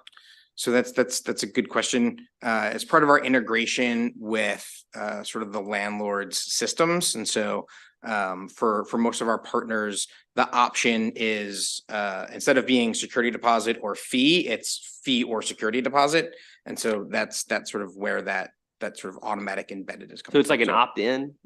Correct. Got it. But would that opt-in with the same embedded yada yada apply in Maryland with this disclosure? Or would that change how the process works from other states? So that's a really good question. I'm not 100% sure. I can check on what's been implemented in Washington State because this language mimics very, very closely what was passed in Washington. Okay, and actually, sorry, one more very quick question. Sorry, Mr. Chair. I know. I just thought of another one. I think some other counties do and certainly can lower their security deposit amount from 2 months to 1 month. And I know the governor is proposing to lower it from 2 months to 1 month. Would that change what the cap is in the bill, or would the cap be 2 months regardless of what the local jurisdiction or what the General Assembly does? Sure. So I think the cap would stay at 2 months. Okay. Thanks. Delegate Allen. Thank you, Mr. Chair. Madam Vice Chair, one quick question. I know you said 40 other states have this. I imagine there's, problems arise with everything, but there seem to be some concerns in the testimony from the Attorney General and the judiciary. Have you met with them? Have you worked with them to try to address any issues? So as Delora mentioned, of the 22 amendments from a 4-page bill a couple of years ago, 18 of the 24 were taken. So yes, they have been working with them, and this is the product that we have out of that. Got it. Thank you. Delegate Davis. Sorry, I'm sorry, Mr. Chair. Does lease lock keep the money so that, the tenant never gets their money back? So they never have a security deposit to go to the next place? So I'm gonna flip your question, right? If I pay a security deposit to my landlord, I think the landlord has 45 days to return my deposit to me. Yes. That means I need to have 2 security deposits worth of money in the bank, because I'm gonna move into my new apartment before those 45 days are up. Often, if you're moving to a new apartment, you need to provide the security deposit before you move in. And so if a landlord takes 45 days to return a security deposit, I don't have that deposit to move on to my next unit. When there is no security deposit, I've just kept that money in the bank. So I'm gonna flip your answer. It means no. Delegate Stein. Thank you, Mr. Chairman. To follow up Delegate Stewart's question, if a tenant breaks the lease, say they have a year-long lease, they move out month 6, and so normal circumstances, the landlord would keep the security deposit. Then the landlord would submit a bill to you for the amount of how much of the unpaid rent would they submit a bill to? That's my first question. And second of all, would you have the ability to go after the tenant for any amounts that you had to pay under the insurance policy? Sure. So I think the first part of your question, it would depend on the coverage cap, right? So we would cover up to our highest sort of coverage tier is $5,000 in damage or loss rent. And in that instance, a landlord can't submit a claim against the insurance until the end of the tenancy. So in your example, 6 months, tenant stops paying rent.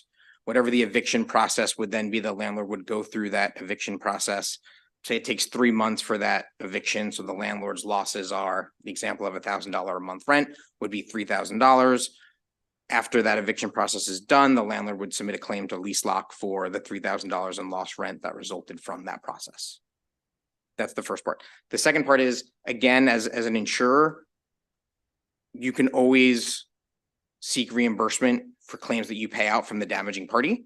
So in this case, the tenant who failed to pay their rent, just as if there was a security deposit and the rent that they owed was beyond the security deposit, the landlord would still try to get that back rent from the tenant. Here, an insurer has the right to. Again, we don't as a business practice because we find it far too costly to try to pursue tenants for the damages. But it is a standard part of insurance to have that right to pursue the damaging party. Okay, I do not see any other questions. We do have another in-person favorable witness, Grayson Wiggins for MMHA.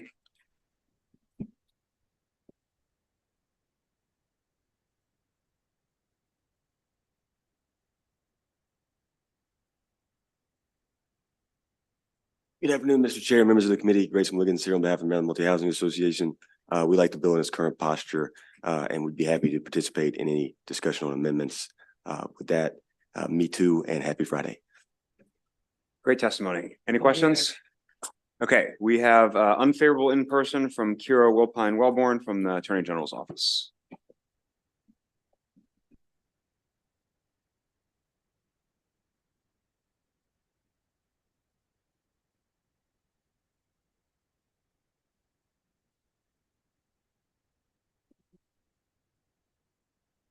Good afternoon, Mr. Chair, Madam Vice Chair, and members of the committee. For the record, I am Kira Wilpone Wellborn, an Assistant Attorney General with the Consumer Protection Division of the Office of the Attorney General.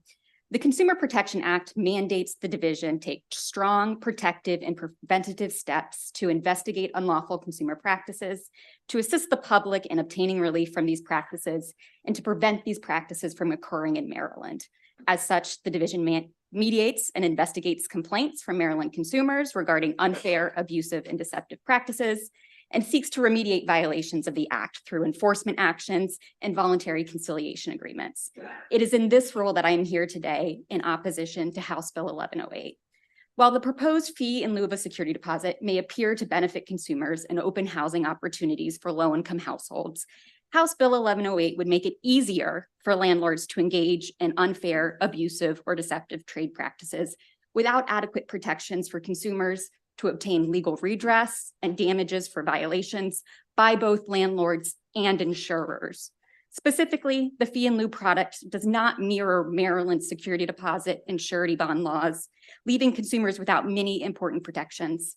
The fee in lieu product allows landlords to charge an administration cost, which is not provided for in security deposits or surety bonds, making this product a profit center for landlords and creating the moral hazard that landlords will increase current security deposits requirements to 2 times the monthly rent in order to make the payment of the fee more attractive.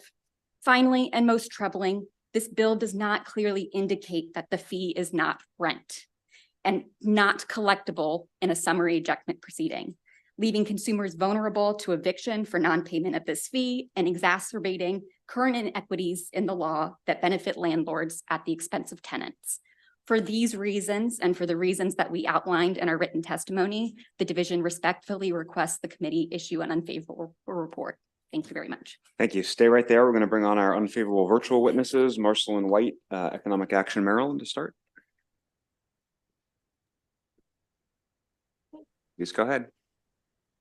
Good afternoon, Chair, members of the committee. For the record, my name is Marceline White, and I am here with Economic Action Maryland. Economic Action works on economic rights, equity, and housing justice through research, education, and advocacy. We are here in opposition to House Bill 1108. We run a tenant advocacy program, and this year we served more than 900 tenants. And many of the things we hear from our tenant clients is, yes, there is a need to address security deposits, but one of the things we see time and time again is the tenants are often confused about many of the issues and laws already. We find the current proposal deeply confusing. You have our written testimony. But we think that this would provide fewer protections for tenants than they have right now.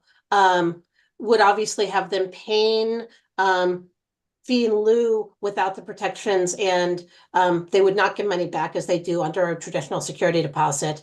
And as the Attorney General's office says, could open the door for additional kind of predatory fees and practices.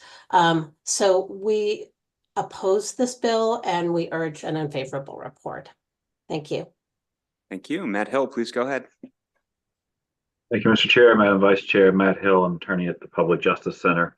We also thank the sponsor of the legislation for wanting to address the important issue of security deposits and significant barrier they pose to housing mobility and fair housing choice.